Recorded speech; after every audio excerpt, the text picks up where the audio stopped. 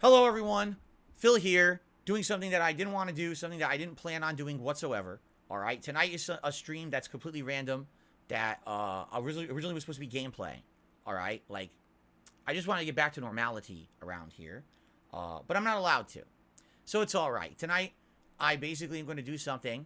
I'm going to put an end to a lot of stuff tonight for once and for all, because basically I find myself in a situation that I'll be honest with you, I'm not surprised I'm in this situation, but at the very same time, um, I'm disappointed for sure. But let's just say that this was not a shocker, nor is this something that has taken me by, oh my god, I can't believe it, nor was it not something that I had already planned, because I pretty much knew what was going on all along. But let us begin, shall we? Ladies and gentlemen, today is Friday, March 17th, 2023. Yesterday, I appeared on a podcast called Side Scrollers. It was a 5-hour interview. A lot of people like to call it an interrogation. I will call it an interview because that's what it was scheduled to be, and I feel like, that's what it basically was.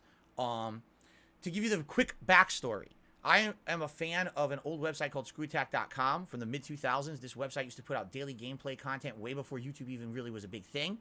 And they used to have a podcast on there called Side Scrollers. And I loved it. I listened to Side Scrollers. I used to listen to all the content or watch all the content on the site. I was fans of those guys. I went out and met the people from screwtack.com at a convention called MagFest in 2007. And this was long before I was ever a YouTuber. Okay?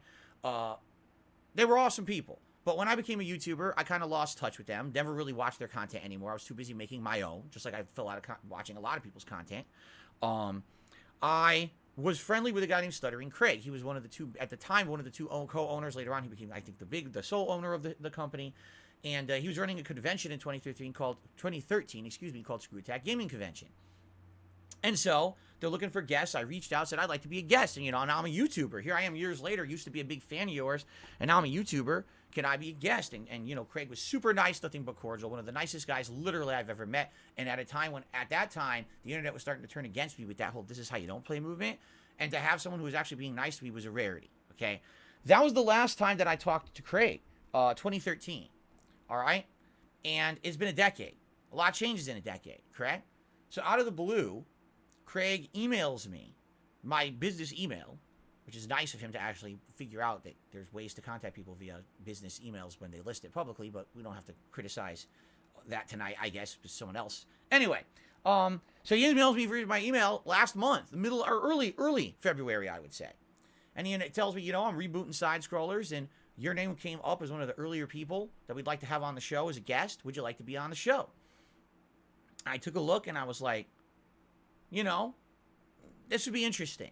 Now, last year, in November, I had it up to here with the internet. The internet had completely been flooded with people who wanted to dump on me, okay?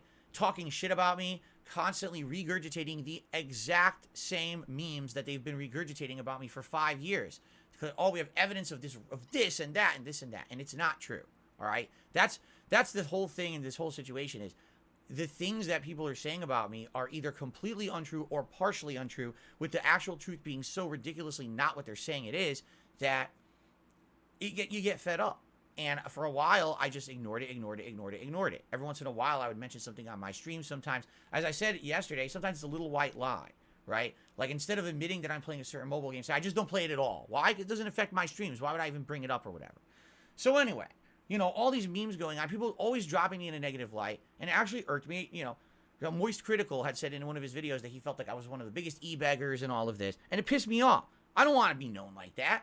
So I said I would change my style, my content, and everything. I would try to do it less, right? And at that point, I said, if people want to really talk shit about me, why won't they interview me? Why won't someone interview me? I want someone to interview me. Just give me a fair shake to talk to me, and if we have a fair conversation, at least I can tell you my side of the story. Right? So, originally I was working with a couple big YouTubers on possibly doing this. It never came to fruition because what ended up happening was, essentially what it was going to end up being was something bigger than that. Instead of just being an interview, it was going to be, here's the history of Darkside Phil on the internet, the highs and lows and everything. And after kind of working through that and talking with a couple people, I was like, I really don't want to do that right now. It's too much for me. Especially now this year, I wanted to kind of, change some things up.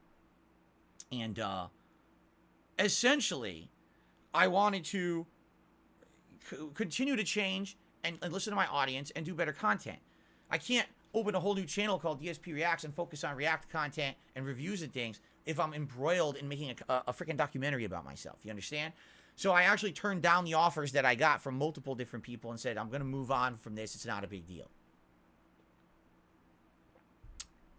When Side Scrollers, I should say actually Stuttering Craig, when he I'm completely misspeaking. When Stuttering Craig emailed me in February, that is not what he offered me. He didn't say, hey, let's do an interview. He said, let's have you as a guest on our show. And to that I said, yes, let's do it. After he announced publicly that I was going to be on the show on March 1st, which I advised him not to, I outright told him, don't do this. This will not be good because I just want to be a guest on your show. But he did it anyway. Don't know why. He went against my advice. When he did it, the internet blew up. Oh my God, Phil's going to be on a show? Phil never goes on a show. I can't believe Phil's on a show. So what happens is all of my detractors who make it literally the reason for their existence on the internet is to regurgitate the horrible negative memes about me and profit from it. Like literally that's what they do. There's entire channels and businesses based off of hating on Darkside Phil on YouTube. We all know this. This is not, oh, it's news to me. Everyone knows there's a cycle of drama on YouTube that makes profit for everybody, correct? So they all reach out to him. Excuse me. And he entertains it all, basically. He's like, whoa, I'm so blindsided. I didn't expect that this was going to happen when I invited Darkside Phil onto the show, right? That's what I warned him about, but he didn't listen to me. He didn't actually take it seriously, okay? So he gets bombarded, and all of a sudden, he's seeing a lot of attention that he's never seen before. Keep in mind, the Side Scrollers podcast has just started. This show, on average, was pulling in between, I'd say around 200 viewers a show live. You know, afterwards, you get a few thousand viewers every day on your show, you know, with the on-demand views or whatever. So it's not a huge podcast. It's not a tiny podcast by any means. It's not like 2 viewers, but you know, it's a growing podcast. It's a work in progress, and he's trying to rebuild it from the ground up, which is very respectable, trying to bring it back after that long hiatus. And so he's basically sees, oh, here's all these people who are now interested all of a sudden in my show, and they're basically telling me you absolutely must grill Phil. You can't just have Phil on your show as a guest. You have to grill Phil because we don't like him, and here's the reasons why, and here come all the memes, right? So Craig is bombarded with these memes for 2 weeks. He contacts me again. He basically says, you know, well, actually, I think I wrote to him. I said, I saw on the show today we were harassed basically by these people or whatever. And, you know, I told you this was going to happen. And he basically says, yeah, in light of this, we want to do an interview. We don't want to have it be you a guest on the show like we normally have. Normally what their show is, it's a variety show. There's segments. There'd be a segment about news. There'd be a segment about everyone just shooting the shit. They have segments about, people's collectibles at their house and what they do, and they show their collectibles. You know, fun stuff like that. Gaming and pop culture. It's a great show in that regard. So he says, I want you on as an interview instead. We have to basically have you on as an interview because I don't see how we could just have you on as a standard guest with all the hate against you on the internet. And I agreed to it. I'm like, yeah, I'm down for this because this is exactly what I wanted to do, you know, months ago. And I actually felt that these guys would be a good neutral party to actually essentially do the interview because I don't think they had any vested interest in either making me look bad or good. I was wrong. Okay, that's the problem is I was wrong. I didn't understand until basically I found out exactly what was going on, which I have now. But they did have vested interest. It sucks that they did because I didn't know that they did, okay? So, you know, for the last 2 weeks, I'm under the impression that I'm going into this interview and it's going to be a very long, very grilling interview. I'm going to give them my undivided attention. I gave them unlimited time, and I said, you can ask me absolutely, positively anything. Anything. Okay? Anything. I don't care what it is. Just ask it. And that way I can answer it. And we actually have a place where I've answered all these hard questions about all the negative shit that's been said about me over the years. So here I am, thinking this is going to be a show where if it's going to be a very long show, they're likely going to be doing segments about all the stuff I thought for sure they'd be bringing back. The racist stuff I said in 2010, you know, how I got banned from all these different services and things and how that worked out. You know, the history of me essentially making mistakes on YouTube and, you know, all of that. All right? That's exactly what I thought. And I thought it would keep going. I thought it would just keep going, like, through the history of all the messed up stuff. And what it would be is it would tell a narrative of how over the years I make mistakes. People call me out for the mistakes, right? I either really, really failed to live up to that and improve, or I did in some cases. But essentially, that's what I thought it was kind of going to be, okay? But that's not what it turned out being. We'll talk about that in a second, okay? But so that was where it was left, and I was assured by Craig that there was not going to be any doxing, there was not going to be any harm to my family or anything like that as a result of being on this show or anything like that whatsoever. Now, you got to be a little skeptical, because as we're getting closer and closer to this interview, I start getting wind that that Craig is like directly talking to all of your detractors every day. Like he's talking to It's a Gundam. He's talking to these people who literally have entire giant video series about you that are all monetized and profitable. And the reason why they go down this rabbit hole is to make money. It's stupid, but that's why they do it. They know that the day that they talk about dark side feeling negative, like it's big dollars for them because people like this internet drama. And that's who he's talking to. Okay? I'm like, no, I'm not aware of that. I figured he was bombarded by detractors or whatever, but what can you do, right? I mean, it's public record. He's talking with them on Twitter and everything, right? So basically, I'm going into the interview, and I'm trusting Craig. I am. Stuttering Craig, the owner of Screw Attack, and now the person who runs Side Scrollers. I'm trusting him. This is going to be a fair interview. This is going to be unbiased, right? This is going to be neutral. That's a good journalistic interview, is a neutral interview, a neutral stance. You ask questions, you get answers. Then you make your judgments based on said answers, okay? So the interview lasted over 5 hours long. All right? I gave them 5.5. I even stayed extra to help out their patrons, because their patrons get extra. I stayed extra as a favor to them. Said, I will stay late. All right? It's by far the most popular piece of content they've ever put on the internet. All right? And I'm talking about the Side Scroller show from now. I'm not talking about back in the day. I'm sure Screw Attack probably had way popular stuff. I'm talking about in the modern era. By far. You're talking 30,000+ views in less than 24 hours. The thing blew up and is getting bigger and bigger. You know, everyone clipping it, restreaming it, talking about it, getting a buzz. From what I'm going to understand, okay, and I don't know if this is true or not, because I didn't tell you guys this. I couldn't see the stream chat. Like, I purposely was not in the stream chat at all or paying any attention to it. I have no idea what happened. They made thousands upon thousands upon thousands of dollars on that show, okay? Who did they make it from? The detractors. The detractors were there. And every time that basically they were asking a prying question or, twisting a little more, there was more contributions coming in. Okay? That's what I've been told. I didn't sit there and count the dollars as they came in. That's what I've been told for people who actually were watching the stream. You could see it coming in. People were adding up. They're like, oh my God, it's thousands. That's thousands of dollars that came in. Okay? So, what did I think about the show overall? I talked about it on DSP Gaming yesterday as soon as it ended. I felt that it was a fair interview because even though I'll admit, I think that Adam, who's one of the co-hosts, it was Adam and Craig that were interviewing me. I think that Adam was basically kind of very, very critical and or didn't believe me outright. I can tell you right now, I don't think Adam believed me at all. I think he thinks that I lied about everything I said out of my mouth. It kind of seemed that way, didn't it? Craig seemed more neutral. So it kind of it was like a good cop, bad cop interview, correct?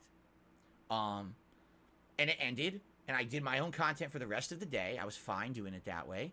And that's where everyone thinks it ended, okay? Now, actually, that's not the case. And that's actually one of the things we're going to talk about tonight, is what actually happened, okay? Because that's not where it ended, because we have to talk about actually some of the topics discussed during that interview and where they led, because you guys don't know this. So I'm going to tell you right now. All right, one of the major things that happened during that podcast was discussion about a part 2, and that I would be back to keep answering questions, because I felt there was a lot of stuff that was left out. But we already went 5 hours. They're out of time. Fine. We don't have to keep going. We'll have a follow-up, all right? So I'm under the impression if you're going to do a follow-up, right, you're going to save further discussion about Dark Side Phil for the follow-up. You want and it was said at the end of the show, you guys didn't hear this. It was off camera or whatever. But basically, it would be about a month or longer until there would be a part 2. That it would be at least like mid to late April, maybe early summer. It depended on their schedule. But they were very interested in having me back for a part 2. That they wanted this to happen, because I even said to them, I said, there's a lot of stuff we didn't cover today. Is you really harped on certain things, like the WWE Champions thing, the $5,000 expenses thing, which I still don't understand because we really didn't fully explain it. We can talk about that tonight. But anyway, you harped on certain things. Then we had Keemstar on for like an hour, right? And it's like, so we kind of derailed. And we didn't really get to a lot of stuff that I think people would have liked to hear me address, okay? Or that I maybe would have liked to address. But after you're going for 5 hours, you forget about what you want to really talk about, correct? So that's where we left it, that it was supposed to be, I was going to do like a part 2, okay? But another big thing that happened during that interview was that there was essentially an opportunity, all right? An opportunity during the interview where I was told that if I were to send the actual screenshot of my WWE WWE Champions mobile game account, can't even say it, disgusts me so much that this fucking thing is so stupidly important to people. It just, I can't even say the words. That if I sent the screenshot of my actual account over to them, all right, like live, if I sent it to Craig, and it could just show that that's not my account that everyone thinks it is, that would be the end all be all of it, right? Now I explained to them, no, I'm not willing to do that right now live, okay? And there's various reasons for that, as I tried to explain, but basically, let me put it this way. Number one, did I trust Craig yesterday? About 98%. All right? I really did. I trusted Craig about 98%. I'm not saying I trusted him 100%. Maybe there's always a chance, right, that this guy's going to try to screw me over somehow, right? But 98% trusted him, and it's going to be a gamble, right? The other thing is you got to factor in other things. There's actually been situations where, you know, I've sent things to people who I trusted, and then things that were out of their control happened. I actually had, this is years ago. You guys don't know this, but there was someone who I had sent something to, and their account got supposedly hacked. Did it really get hacked or not? I don't know. It could have been bullshit. They could have been lying. And then all of a sudden, there you go. Fucking stuff's out there, right? So I'm not saying that anyone was ready to hack Craig's email or anything. I'm just saying, you know, these thoughts are going through my mind. It's not safe, not 100% safe. Can I really trust this guy? Now, on the flip side of that, all right, as he's asking me to do this, all right, live on the show, in the back of my head, I'm thinking, I know that if I send this to this guy right now, the only person it may convince is him.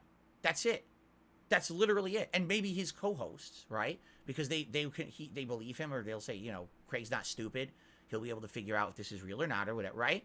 But I don't think that sending that in any way, shape, or form would have actually made my detractors change their minds at all. That wasn't even why I went on the show. I didn't go on the show for the detractors at all. I just wanted to have one focal point where I've answered all of these questions. So now, if you want to hear my answers, go watch that show and leave me alone. I want to do my own thing over here, my own content. I don't want to have to be sitting here every night answering questions about this shit, okay? I just want it to be done with, right? So, in my mind, it's like, if I'm going to do this, I'm going to send him stuff. I'm going to do it, but I'm going to do it after the show, and I'm going to do it right. I'm going to make sure that there's no way that people can say that I faked this. Because what if I did send it to Craig, and then all of a sudden, that's Photoshopped anyway. Phil was ready for that. Phil made a Photoshopped, you know, screen grab or whatever, right? You can say that too. You know what I'm saying? So I was going to say, you know, definitive way to prove that what I'm sending him is real, all right? And I'm going to explain that in a moment, all right? So anyway, I didn't send him anything at all. Send him nothing during the show. Let me clarify that. I did not send him anything during the show. When we ended the show, the discussion was, after 5.5 hours of me giving them my time, all right, and fielding every question, even Keemstar, and playing a stupid clip from It's a Gundam that was a waste of everybody's time, and fielding all the nonsense that happened, right? The agreement was, wow, that went well. You know what I'm saying? And now, let's go ahead and talk about the follow-up or whatever, which we agreed, maybe a month and a half, maybe we'll see, all right? So, after the show ended, I did my 90-minute post-show. I went downstairs and I ate dinner with my wife, all right? So now it's around 6 p.m., and I said, you know what? I think I am going to send him it. But what I'm going to do is I'm going to send it to him so he knows I'm not faking. So for you guys might or might not know, because one of the questions that actually came up during the podcast, this is a really interesting one to me. They said to me, Craig said this specifically to me, you know, how can you dispute all this when they say it's tied to your phone number? To which I said, how could it be tied to a phone number? I've never once, ever, on any mobile game I've ever played on my phone, not once have I ever entered my phone number. It's all tied to your Apple ID or your game account, because Apple has a game account in your phone, right? That's the actual thing that determines your account, because you could have a completely different phone number, but still have the same Apple ID. And therefore, you can still have your same games that transfer between phones and stuff. That's how it works, right? So, I didn't understand the question when they were saying that to me. It didn't make sense, because that doesn't, again, it's bullshit. It's stuff that detractors make up. Oh, it's tied to a phone number. Well, can you fucking prove that? Because games aren't tied to phone numbers. They're not. They're tied to accounts. online accounts. So it doesn't make sense what they say. But again, don't question what they're saying. Question me, right? Anyway, so what I was going to do was I was going to send him my actual, Apple ID and my game account in my phone that lists every game I've ever played on that phone. Literally, actually lists every single game that I've ever played. I'm serious. It was going to have all of that listed, all right? And it was going to prove everything. It was going to prove account, because actually I usually have used the same account in all these games, the same name and everything. You know what I'm saying? I was going to send him the screen grab from WWE Champions, and I was going to actually send him what we had talked about on the show. I was going to send him a screen grab to show it's the same account that I actually use in the new Street Fighter game that just came out. And I actually was going to take another screen grab of an older game that I've played in the past, one that I've never even mentioned. I didn't even mention it on the show. I never mentioned it here. It's a game that I played. So here you go. Here's the same account that I use on all my games. Here it is. It could prove not only is there crossover between all of their games, but also here's the Apple ID it's tied to, and it shows the evidence. And here's the actual game account that's in the phone. I was going to send him literally all of that. Okay? And it was around 6 p.m. that I sat down after dinner with my wife on the couch, and I'm about to do this. So I email Craig, and I say to him, are you ready for this? Because now you're gonna get the full story. You ready for this? Here's what actually happened. Because I'm tired of the bullshit. This is literally, I'm reading you the email I sent him word for word. Ready? Hey Craig, I'm interested to hear your thoughts on how the show went. I hope that this was a big benefit for you guys. If so, this might have actually been the only time in history my infamy has actually helped something. I know that you'll want to get back to normalcy, but I'm looking forward to hearing from you again about the possible next appearance. Now, what I did here is I shared some thoughts about what my viewers had been saying on my 90-minute decompress stream. Here you go. You ready? My viewers are telling me they think you and Adam were too harsh, but I disagree completely. As I told you on the podcast, you were nothing but fair. There is pretty much a 100% consensus that the Keemstar bit was intrusive, and it gave him free plugs for his own content, and it took away about an hour that could have been more on topic. I didn't mind, but that's the vibe my viewers are sharing with me. It would likely be best for a repeat appearance to just be us, to avoid people feeling that it's a surprise or a trick to shock me on the interview. Okay? And now, the key part of this whole message. How often do you actually check this email? Because I'm 50-50 on showing you my Champions account, especially because of what Keemstar said on the show. If you don't know what Keemstar said, it doesn't matter what you send to Craig, it's too late. It's literally what he said. Makes no sense, but, that's what he said. He says, I feel nobody would really believe, even if you vouch for me at this point, But I respect you, and I'm still considering it, despite the fact I'm incredibly scared that my info will once again leak and hurt me. Word for word, I just read it from my email. There it is, okay? I sent that again at 6:18 p.m. yesterday, all right? So the show, my show ended at 4. I uploaded, I had dinner with my wife, everything cleaned up, sat down on the couch, and I sent it at 6:18. All right? There you go. Now, you might say, well, why didn't you just send everything? Because, number one, again, I'm not 100% trustworthy yet, but I want him to say, yeah, I'm going to be right here tonight on the email, so you can send it, and I'll look at it. I'll immediately delete it. That way there's no risk. That's what we had said on the podcast, that if I'm going to send him all that information, he would immediately delete it. The moment it comes in, he would check it. Okay, there it is. There's the evidence. Got it. And immediately delete it, and it's safe, right? Because it's gone. So that's what I want to know. That's what I asked him. How often do you check this email? All right? I did not receive a response. Okay? Until today at 5:45 p.m. All right? So, we can pretend like that's where it was at that point, okay? So I sent him that last night, 6:18 p.m. 0 response yesterday. No response at all at that email address. So, last night, I do a 2-hour level 1 podcast over on DSP Gaming. Of course, people are asking me more questions. At that point, I'm still feeling positive about it. I'm like, hey, it's exactly how I wanted it to go. People kept telling me on the podcast last night that Craig and Adam were unfair to me. I will say this publicly again. I don't think that's the case. I think it was that was exactly how I expected the interview to go. I thought that's exactly how it was supposed to go. Okay? I didn't think they were going to believe me and be blown away by the fact that I sat on there and I really couldn't show them the definitive evidence. But I emailed Craig and said, I'm going to send you the evidence, basically. Are you monitoring this email? Okay? Read it word for word to you guys right out of my email. Okay? So anyway, that's where we left it. All right?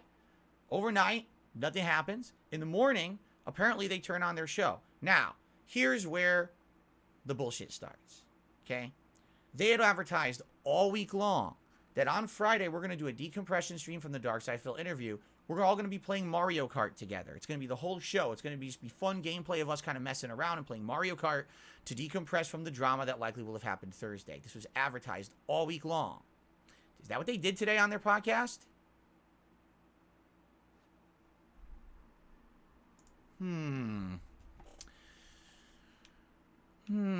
Dark Side Phil Aftermath Side Scroller podcast. Let's see. 2.5 hours long, way longer than their show usually runs. 13,000 views. Gee, I wonder why. So what they had said they were doing all week, what I was under the impression they were doing all week, they decided not to do. All right, they decided to do something completely and utterly different this morning. Now, I did not watch this show. I went and did my own content this morning. I played Hogwarts Legacy on my stream, and I beat it over on DSP Gaming. The playthrough is complete. I'm happy because it was a really long game, and now it's done. And so I decided, you know, I'm back to normal, right? I won't even probably be talking to these guys. If Craig comes back at me and responds to the email, right, then, you know, we'll have a discussion about possibly sending him all the stuff or whatever that he wanted on the show. I'm serious about it, right? So I'm streaming and people are like, Phil, did you just see that podcast they just did? I'm like, no. Again, to my knowledge, it's over. That was the interview. You know what I'm saying? I don't even know what are you talking about? No, do you understand the whole show was dumping on you? Like literally every host came on and essentially said, they didn't believe a word you said. You're a filthy liar. You know, you're not that they were like totally saying what a scumbag or anything like that. But essentially, I guess what the theme of the show was that they're all sorry for me because I'm such a person who apparently is really just a sad guy in a bad situation, and he's addicted, and, you know, he's a liar, and it's all bullshit. And essentially, it's funny, all right? Because they're doing the show, all right? And apparently, when they're doing the show, every time a super chat comes in, it's literally from one of my detractors. And every super chat is something nasty. And they read it, and they all collectively laugh at it. Ha ha ha, that's funny. Ha ha ha. Ha ha ha. Ha ha ha. Let's laugh at Phil because he's not here. Ha ha ha ha. They didn't do that when I was on the show. They waited till I wasn't. That's funny, isn't it? Very funny. Ha ha ha. Right? And they're showing on for 2.5 hours. All right? Now, I got a question for Craig and the Side Scrollers crew. I really do have a genuine question. All right? Let's actually ask the question. We all know that my appearance on Side Scrollers is the most popular thing they've ever done, correct? It even brought in Keemstar. Big ass YouTuber. All right? Do you think that Keemstar would have ever appeared on the Side Scrollers podcast if I wasn't on there? Right? Okay. So they see, oh my God, this is the biggest thing we've ever done, and we just made an insane amount of money, thousands of dollars from detractors. So what do they decide to do the next day when I'm not there, which is not the agreement we had? They do the DSP Pylon show, where we're just going to sit there and we're going to take a big dump on him because he's not here to actually respond to any of it. All right? There's a difference between journalism and online drama for personal gain. It's cause and effect here. They saw the money rolling in on Thursday, and they decided instead of doing our Mario Kart show that was planned and we were supposed to be doing on Friday, instead, who cares about that? We're going to ride this gravy train on. We're going to do the Dump on Dark Side Phil show. And it became a 2.5 hour clown show of them essentially taking in donation after donation after donation from every detractor under the sun to read it, laugh at me, make jokes about me, and then make money on it. Okay? So here's the question I have for Craig and the Side Scrollers crew. If the Dark Side Phil interview on Thursday only had 100 viewers and if you had made $5 the whole show, would you have done the Dark Side Phil Aftermath show on Friday? I would love to hear their answer. I'm sure they will. All right? But, you know, like I said, it's cause and effect. The reason that they did the show is because they wanted the money, right? Or else, if there's no profit there, why are they going to do it again? There's no point. They got to ride that popularity out while they have it, all right? This is literally the same thing that all of my detractors have done for years. They say, wait a minute, drama sells? Wait a minute, making fun of someone and you know, bringing them down at their own expense is profitable? Oh, well, who cares about morals, right? I mean, even though we promised Phil a completely fair shake on the interview, we didn't promise him we wouldn't destroy him the next day when he's definitely not there and not knowing we're going to do it, right? It's literally, it's being completely two-faced. It's completely unfair. If you're going to have another entire show about Darkside Phil, you should let Darkside Phil actually respond to your stuff. Not, oh, guess what? We had a whole show, and then after that, the beat-up show. The pummel Darkside Phil show when he's not here. That's not fair at all, okay? Let me give you some comparison here, all right? Yesterday on the podcast, Craig said something to me that actually really, really resonated with me, okay? He said, you know what, Phil? People who you've wronged in your past, whether or not you really think that saying, you know, you're sorry to them or making amends would ever change or do anything good for them, correct? Basically, it's still worth it to reach out and do the right thing. Do you want to know what I did last night? I actually DM'd that person in the Street Fighter community who I used to bully. I actually DM'd him on Twitter and I apologized. Now, I know he doesn't care. I knew he wouldn't. But I apologized to him because I felt so bad. After Craig saying that to me on the show, I was like, he's right. I should do that. Do you want to know what else I did? I went out and I publicly apologized to ReviewTech USA because I felt like, even though I feel like he's unfair to me, it's not fair for me to then be unfair to him, which I do feel like I've been harsh to him recently with some of the stuff I said and did on my streams. And then you know, last night someone had told me his daughter is sick, and I felt so bad. I was like, dude, the last thing he needs is drama and stress around this time in his life. So I publicly apologized to the guy. And now I'd actually like to have him on the show to just have a civil conversation about stuff in the future. You know what I'm saying? So that's what I did when I got off the show. I thought, wow, out of the stuff that just happened, you know, Craig had some really good advice. I actually like that. I'm going to go run with that and try to be a better person. They felt the best thing to do with that show was to do a show to shit on me for 2.5 hours and make money on it. That's what they felt was the best thing they could possibly do out of a show like that. Someone giving them 5.5 hours of their time that normally I'd be working and making money. Instead, I'm on their show, you know, giving them insane amounts of views and popularity, getting Keemstar to show up on their show, giving them a giant boost, making what? People, I actually heard the number, and I can't confirm if this is real or not. I heard they made $20,000 yesterday alone in the one show. Now, I've never made $20,000 in one day in my life, and I never will. Apparently, they made it. Why did they make it? Because Darkside Phil was on their show, okay? So they see that, and instead, wow, that was pretty amazing. We'd like to have him on in a part 2. So let's say, okay, that's enough. We'll talk about him later. No, next day, it's Darkside Phil part 2 without Darkside Phil. The show continues without me, completely unfairly, and they make a ton of money on it, okay? It's completely unfair. It's not integrity. It's just not. There's no integrity there at all. If there was integrity, say, listen, we had him on the show. He answered the questions. You judge for yourself what you think. All right, maybe we'll do a 10-minute segment where we all talk about what we thought, and then we move on. We want him back. We'll talk about it when he's back. That way he can defend himself again, or we can have the conversation again. Not, immediately once it's over, okay, then now we beat him up. And again, do I really believe they made $20,000 in a day? No, I don't. Maybe they made a few $1,000. Even then, that's something they never would have made without me on the show. And if you're actually showing, okay, wow, that's nice that Phil did this for us. We're gonna be nice and grateful. We won't beat him up the next day. Well, they did. They did a 2.5 hour beat up Phil show today.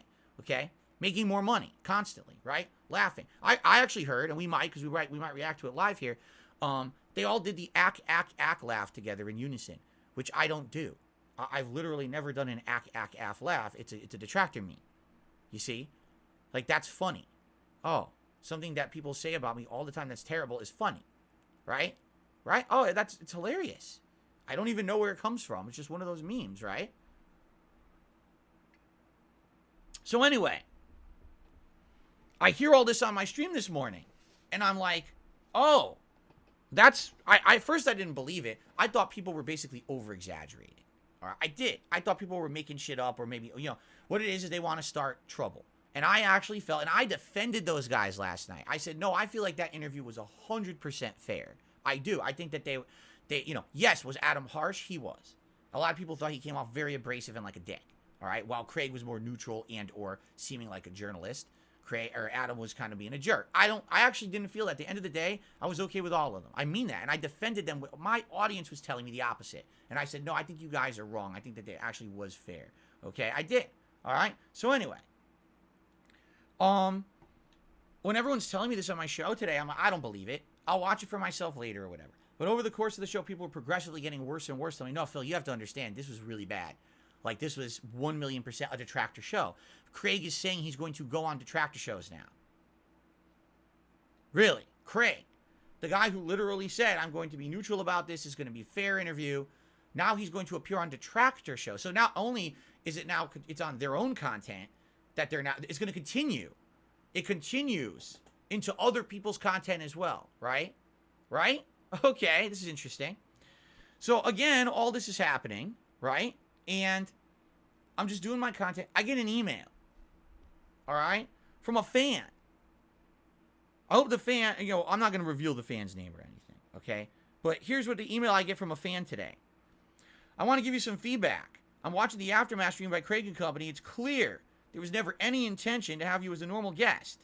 They're quite open to admitting they believe the detractors on every single issue possible, to the point they openly belittled and laughed at you all day long today. They openly said to your face that they contacted most of your detractors to get feedback. Every single super chat that mentioned something negative about you, they read out and believed without hesitation. It's clearly difficult to believe this wasn't their initial intention, and they lulled you into some kind of false sense of security over the previous week, giving you the impression they wanted to be neutral. You basically went to a detractor stream with a friendly name, and the Keemstar ambush was just the cherry on top of this. I might not be a big fan of yours. So here you go. This guy's even admitting he's not even a big fan. Even I can't ignore the fact they obviously just want to ride this detractor wave of popularity, and even say they plan to be guests on detractor streams in the future. The hefty donations that they're now getting during their streams show that they were just hoping to get these. Now they're basking on having grilled and exposed you to the world, and they plan to do it again and again and again as long as you keep allowing it. Honestly, if you really think that they are your friends or even remotely impartial, you're sorely mistaken. You're just a lolcow and a liar to them. They openly have said this now. It's a viper's nest, not a single friendly hand to be found. Be careful if you really plan to appear on their podcast again. They'll go twice as hard. They claim to have only gone through half the questions that they have for you. Okay? They can't wait to eviscerate you again. The only good that you got out of this is that now you've kind of validated that maybe that Craig is now becoming a detractor, even after 10 years of history with the guy. Take this feedback as neutral. There you go. Okay? All right. That's an email I get during my first stream today. No, I didn't write that. It's from a fan. Well, actually, I guess the person said I'm not even a big fan. Right? So anyway, I hear all this, right? And basically, as I'm reading this, I'm like, dude, I got to see this stream for myself. I have to now. Like, I have to watch this for myself. I can't believe this is what I'm hearing, but why would people be saying this if this was not true? Okay? So I announced during my first stream, the late stream tonight, I said this on Twitter, and I said this on, posted on my channels, my late stream tonight will no longer be gameplay. Instead, I'm going to watch this. Okay? We're going to watch this together, and we're going to see, for ourselves. Oh, here it's playing now. We're going to see for ourselves if everything that's been said is true. Okay? There you go. So I announced this. So now it's public that I'm doing this. Okay? So I go downstairs to have dinner. My wife is pissed. She's very upset. I say, what's going on? Hopefully nothing's happening bad in the house. She says, oh no, but I saw that you announced that you're going to watch their show from this morning. Did you watch it? I said, no, I haven't seen it yet. He said, oh, I did. She was not happy. And she only watched maybe 10, 15 minutes of it. And she said she couldn't even continue. She's like, literally, it's a shooting gallery against you. Like, literally, it's just, they're just 100% reading every super chat. And everyone is a detractor, a known detractor. And they're laughing at you and they're making fun of you the entire show. And I was like, wow, that is shocking to me, again, because I was led to believe these guys were going to be legit, right? And apparently this is not it. This is not what it was supposed to be. You know, I was supposed to just be treated fairly. Now, fairly, you know, if you want me to be an objective, right? That means that you're going to listen to answers, but you're not going to do this show after. You're going to, okay, listen, now you judge for yourself, and maybe you ask for 5-10 minutes on your show. What do you guys think? Here's what we think. Okay, moving on. It's a topic for later. He's going to be on again, right? Great. Okay. Now, that's not where it ends, ladies and gentlemen, because as I said, I was still fully intending that tonight we were going to sit here and we were going to react to this, which we still might do. But there's a new update, ladies and gentlemen. If you remember, I told you that I emailed Craig last night at 6:18 p.m. saying I had a 50-50 thought I wanted to send him all the evidence of my innocence. All I needed to know was how often he checked his email, because I want to be sure if I'm going to send this to him, he's going to check it, he's going to see it, see the evidence, and delete it right away, right? And by the way, I already said, I know probably this won't change public opinion, but at least then you'll believe me, right? He emailed me back. Are you ready for this one? Are you ready for this? I don't think I was ready for this one when I read it. You ready for this? Here's a response I got at 5:45 p.m. today, 2 hours ago. I think the show went okay yesterday. We talked about it at length on today's show as a debrief. That's what he called it, a debrief. You shitting on me for 2.5 hours is a debrief. Interesting. My debrief was saying, you guys did a great job interviewing me and defending you for 2 hours against my fans. That was my debrief. And then also apologizing to someone who I harmed in my past and apologizing publicly to Review Tech USA. That was my debrief from the show. Your debrief was a 2.5 hour Destroy Darkside Phil show and make money on it. Okay, let's continue. I think we all left the interview mentally exhausted and feeling incredibly frustrated. At the end of the day, we want what's best for you. The things that are laid out about everything, the WWE mobile game, the bank stuff, it doesn't make sense. There's too much evidence saying it's yours, and your only evidence is you saying it's not. I'm going to address that in a second. I feel like we gave you multiple opportunities to turn this around, but you seem so dug in. Even in the face of insanely detailed evidence, you wouldn't take it. Even with Keemstar coming on, I tried to lay out similarities you feel towards him and the way people feel about you based on things they've seen online, and it was tough. Like, that's not even a point. It has nothing to do with anything, having Keemstar on the show. It has nothing to do with any point at all. Honestly, I'm disappointed. Like I said, we want what's best for you. We very much do. You have to help yourself. When you're ready to take that step, I'll gladly help you on your journey. You deserve to get to level 2. I know you can do it. What does that sound like to you? Does that sound like a neutral party? That email proves that he went into it with 100% preconceived notions of what the truth was based on talking to detractors for 2 weeks. Right? I will give you full disclosure. I will give you absolutely full disclosure here because I want to be fair. After about a week of him directly talking to the detractors only, he emailed me once and he said, what would you like to see? Or excuse me, let me try that again. I misspoke. What would you like me to see? Right? He says, what would you like me to see before your interview? And I sent him my react to my Down the Rabbit Hole video, all right, from last year, which really covers my days of Street Fighter, my early days as a YouTuber, all the way to 2017, covers it all. And I reacted to all of it. And I essentially said, listen, I'm sorry for a lot of the wrong things I did. I admit that they were wrong. Here's some real bad misconceptions about a lot of that. Okay? So I sent him that video because I wanted to basically give him an idea of how there's been a ridiculous amount of misconceptions about me on the internet.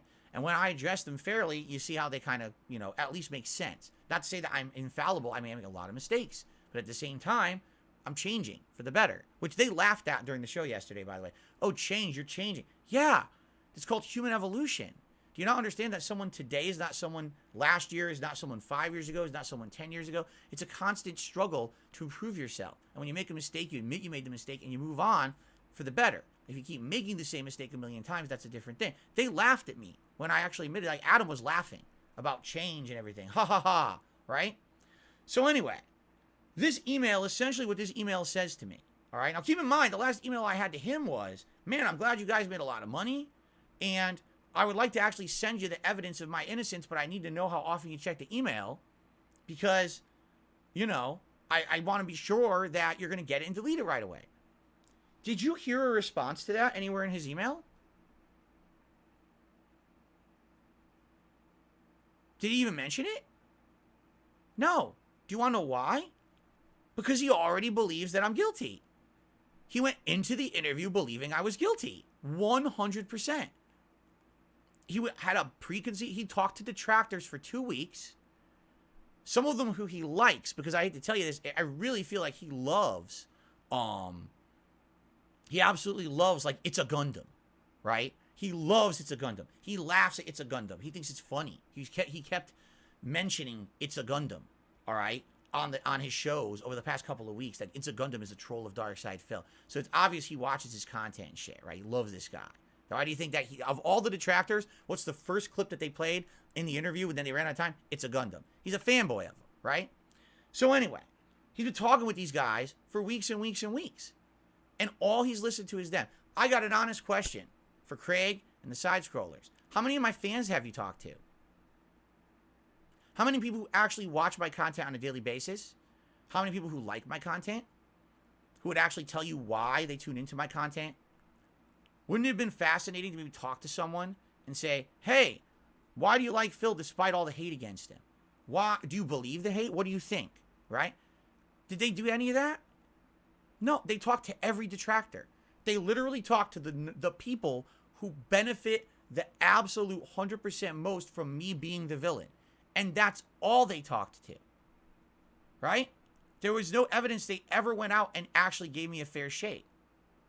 At all. It was just detractor, detractor, detractor, detractor. Because all the detractor questions we have to ask Phil, and then say, hey, Phil, what would you like to watch? Or what would you like us to watch? Watch the Down the Rabbit Hole. That's it. That's not a fair take. That you have 99% information from over here, 1% information from over here. Ask me questions. I told you I can't show you the stuff, right? I'm not going to show you my bank statements or whatever. And a lot of the questions they asked me, I'm going to be honest, were completely unprofessional because they weren't prepared for the questions. Can I give you an example here? When they're on a show and you say, Phil, tell us about the $5,000 of business expenses a month. What $5,000 of business expenses? Well, you know, the ones that everyone knows about. Everyone, what are you talking about? I want to know what is, are you talking about from my bankruptcy? Oh, yeah, is that what it is? He's like, turn to Adam, is that what it is? Yeah, it's from the, yeah, you know, I need to know. What are you talking about? Right? And ultimately, they couldn't even answer the question. Yes, it's from the bankruptcy. Well, what from what in the bankruptcy? Is this something that's listed from my tax return? Is this something that's listed on a generic form that was filled out, that was read off by the judge during the bankruptcy hearing? I don't even know what you're talking about. How can I answer a question when I've heard that thrown around a million times? $5,000 a month of business expenses. I don't know. I never saw that. I don't even know what you're talking about. When I went into a bankruptcy proceeding, I went in, okay? And what did I do? I gave them all the information they needed. My bankruptcy attorney filled it all out properly with all the data. We went in, it was presented to the bankruptcy people, right? Yes, that was, I guess, a public-facing form that was presented. And apparently somewhere in there, apparently one of the detractors say it says something about $5,000 in business expenses. Ladies and gentlemen, never ever have I spent $5,000 on just video games in 1 month. That's insane. I don't know where that number comes from. I'm not a bankruptcy attorney. I'm not a tax attorney. I'm not a judge who stamped my bankruptcy.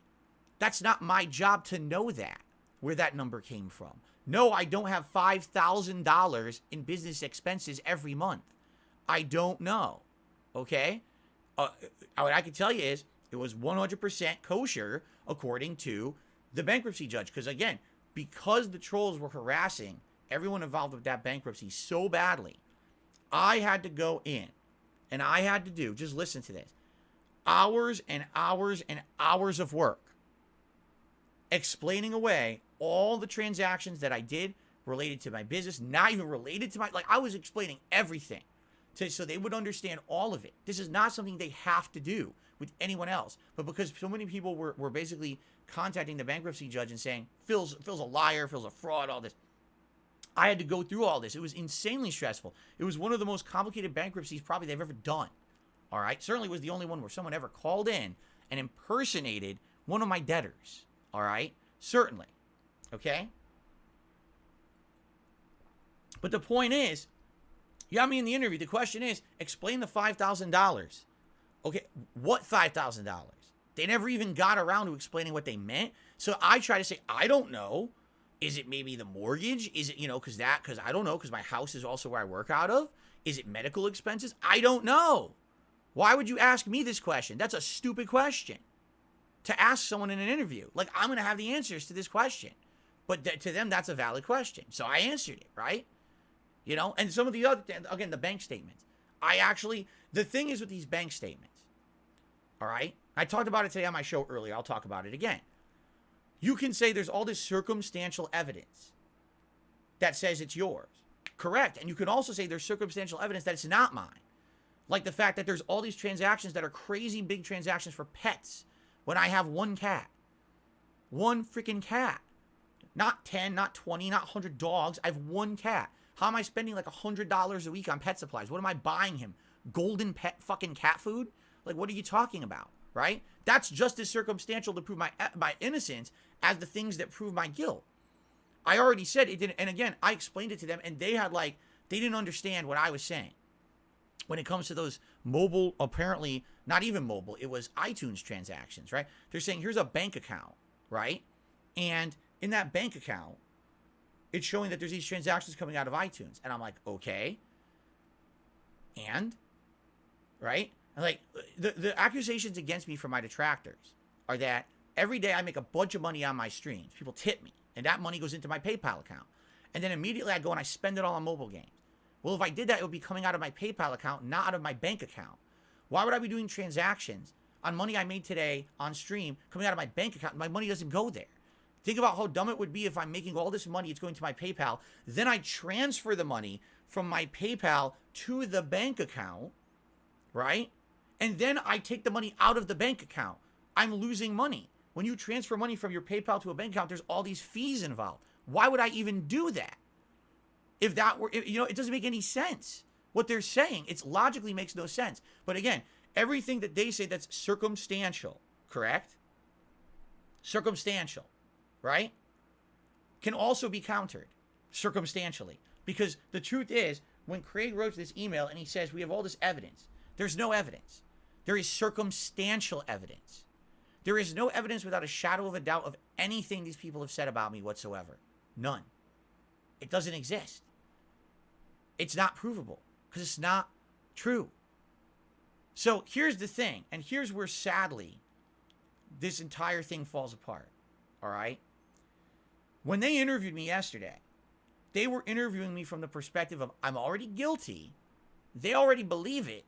And all they want to do is hit me with the question where I'm finally either going to reveal something that I didn't intend to and show that I'm guilty, or else I'm just going to confess. Adam was even saying it multiple times during the show to Craig. He says, Craig, it sounds like you're trying to get him to confess. And that's actually not right. Because he was. He wanted me to confess. You could tell from where the interview was going by the end. Did you notice? Did you really notice that during the interview, they were only harping on the 100% questions, right? That could not essentially really be like debunked without exposing myself. Correct? There's easily debunkable questions that could have been asked. None of those were asked. It was all the ones that the detractors have harped on because all they've done is talk to my detractors for 2 weeks. That was not a fair and balanced interview that was well researched. That was an interview that was all the tough questions right up front. Then get Keemstar in here, which tell me what that did. Did absolutely nothing except gave them a popularity boost to have a big YouTuber. You know what I'm saying? And you know what I'm saying? All this is just bullshit. You have it up to a certain level, and it's like, I gave them the benefit of the doubt that this was them being objective. They were not. By the time that I got on their interview yesterday, they were 100% sold that I was guilty. And this was a fishing interview try to get me with a gotcha thing, or, got him right there. There's the evidence. Now you're guilty. Now he'll admit it publicly on our show and we'll blow up. Or to just get me to admit that I was doing it. Okay, ladies and gentlemen, all right? Listen to me. It's not true. And I'm not going to admit something that's not true. There's a lot of things that I've done wrong in my life. A lot. I'm not going to admit things I haven't done. It doesn't matter how much circumstantial evidence there is. This would never, ever, ever fly anywhere legally at all, because it's all bullshit. It's all circumstantial nonsense, okay? This email I got from Craig, literally word for word, is saying, I never trusted you, okay? And that's why he even says, does he even say, oh yeah, I'll send me the evidence? Doesn't want it. He doesn't want the evidence, He doesn't want what would have actually proven, right? That's absolutely ridiculous. That he's supposed to be a neutral party, and he just doesn't care. He doesn't want the evidence, Instead, I believe everything the detractors have said. Sorry. So anyway, I actually did respond to him. And my response was, well, I'm broadcasting tonight on DSPReacts. I'm directly reacting to this. Watch if you like. I figured you'd at least want to know what I have to say about it. And he says, okay, buddy, hope it's wildly successful. And I said, I appreciate that, but I'd just rather be playing games or chilling with my audience than wasting time on this. But now my hands are tied. I got to do something, right? I have to address it. To which he says, oh, just play games then. As Adam said yesterday, you do you and fuck everyone else. Good luck. Yes, because you would like that.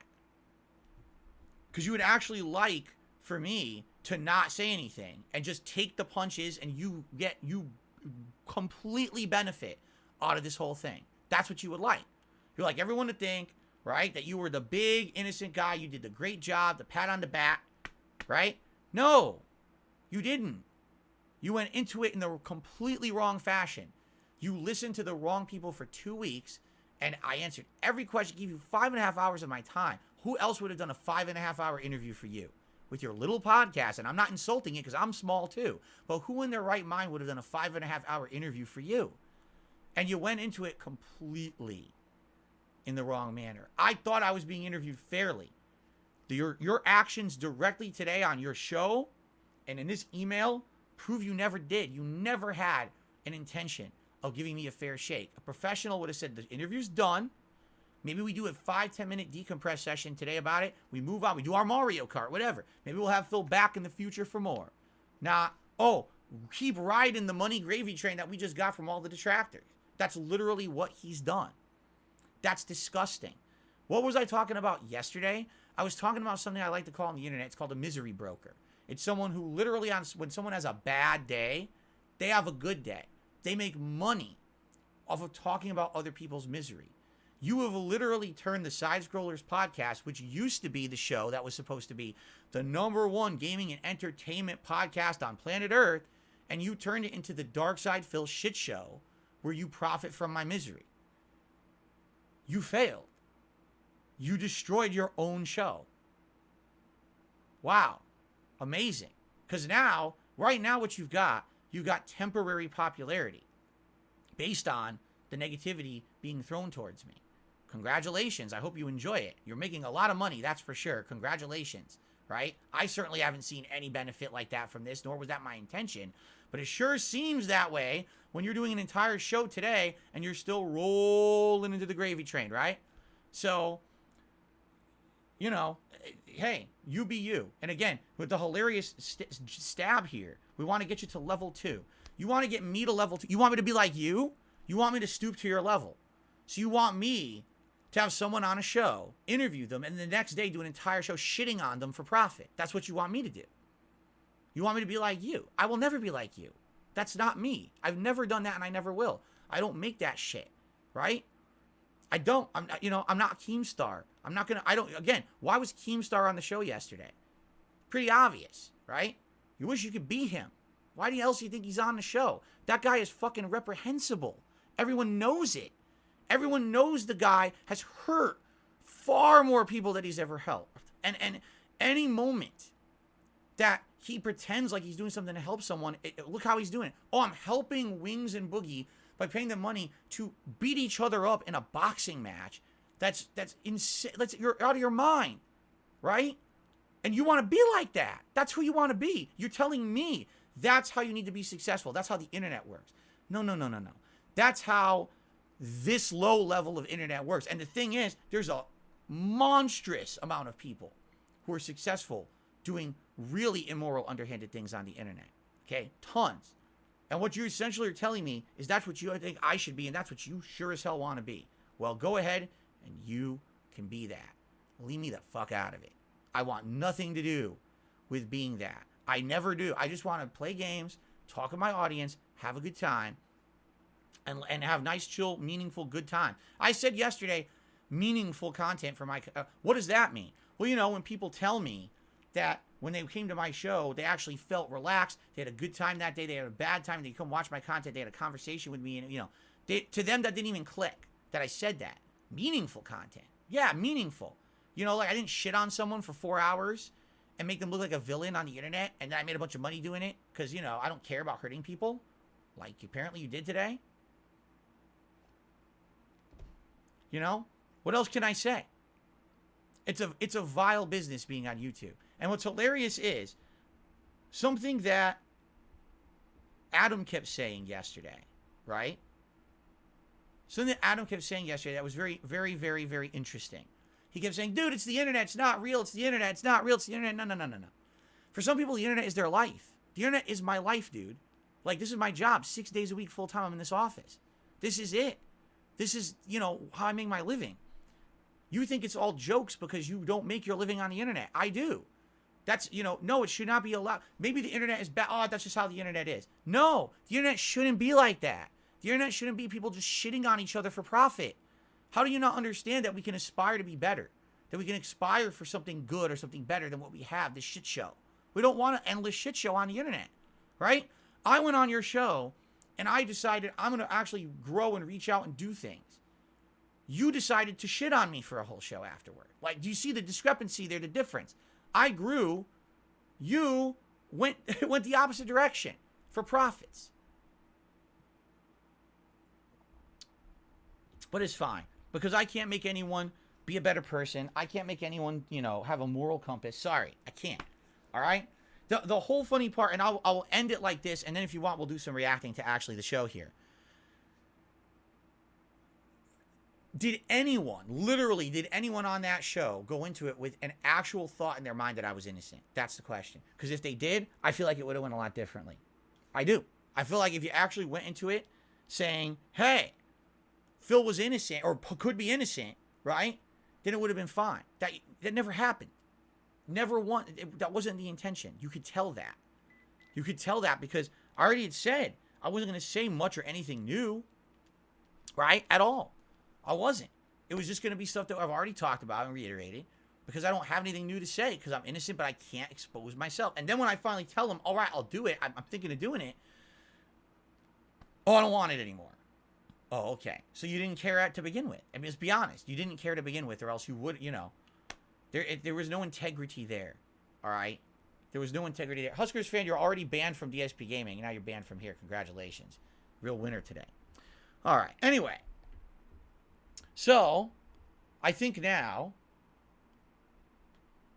it is time. We'll do a little bit of reacting. I'm not going to do this all night. We'll skim through because their show's long as shit. Their show's like, you know, an hour and a half. Excuse me, 2.5 hours. I don't have 2.5 hours. I got like an hour. So we'll skim through it.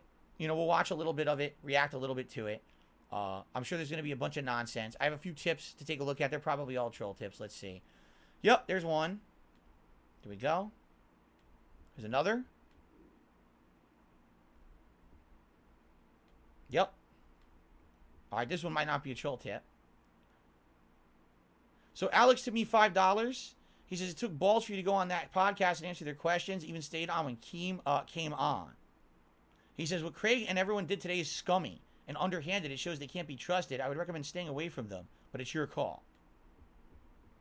Thank you, Alex, for the tip. I appreciate that. There's a couple other tips that came in, but again, they might be trolls. Let me take a look quick. Yep, there you go. And just saying. All right. just tipped me $1 and says, yeah, we were all saying yesterday it kind of felt like it was kind of a backstabbing or not fair. I don't think the interview was, because they made it seem like it was neutral, but now we know it's not. I mean, it's proven. I mean, evidence. I just read it. That he's saying, no, I never believed you. Like, it literally says that in the interview. There's so much evidence. Well, you saw the evidence, which it's not. It's circumstantial evidence. It's not factual proof. It's circumstantial evidence. You saw the evidence before the interview, so you already were convinced. You didn't see evidence after the interview. You saw it before. So you've already been convinced, and you had no intention of actually believing me. It's scummy. Wow, that's a huge super chat from Seraph. Says, I'm actually a long-time detractor, but their treatment of you has let me sick to my stomach. They use your trust, backstab you, use you for profit, and they'll keep milking DSP drama for money now while pretending that they wanted to help. Yeah. You know, just like Keem. Keem just wants to help everyone. Yeah, he really wants to help everyone by basically embarrassing them and making them look the worst possible way, but he pays them to do it. Like, that's okay, right? No, it's not. Absolutely not. Okay. Anyway, I guess we'll do a little bit of reacting. Like I said, got about an hour here, and we'll do what we can. Here we go. So we're gonna skip the intro. We're trying. I'll fast forward like a couple minutes because they probably do an intro here, right? It's I time. hear nothing. That's not good. Why do I not hear anything? Hold on. Besides I still scores hear on nothing. YouTube. You guys hear anything? Oh, there it is. Me, stuttering. It was muted for some reason. Okay, let's fast forward. Let's get everyone on the show. Blah, blah, blah, blah, blah, blah. Here we go. So they talk about the guests, and then here we go. Backstabbed Monday, guys, and Darth Call, Quarter Black Garrett, Flawedzilla, Andreas Exer. All right, so it doesn't do with anything. Thank you so much. Appreciate the show. Well, I'm covering Adam's face, and there's nothing I can do about TJ that. Gamebox says side scrollers have open DMs with me and for any support. Well, I appreciate that, TJ, and I'm sure we'll be in touch very soon for sure. Jason came in as a member for 5 months. Says also, if you're on the Patreon, make sure to fill out the survey for the side scrollers feud. All right, so let's skip ahead. Oh, let's see what this one says. Thanks again for the interview yesterday. Definitely a new fan in me. Let's go, Rise. Oh, Rise FM. Yeah, he's a troll. I recognize the name. One day at a time, baby. One day at a time. And Joe came in. Says props to you guys, Adam and Craig, for the interview yesterday. You guys were Toxic Crusaders game. All right, we'll ignore that. Let's fast forward. Here's a giant one. Evan, what's up, dog? Says, all right, no, this is legit. Okay, that's Invagelis. He's a normal fan. Let's actually, they're still not talking about me, so let's get to the actual part. Side scrollers needs that. Oh, there money. you go. They really do. Darkseid to bill, flow. The electric bill, the internet bill. All true. All true. He's not wrong. He's not wrong. Not wrong at all. Not wrong. Look at this.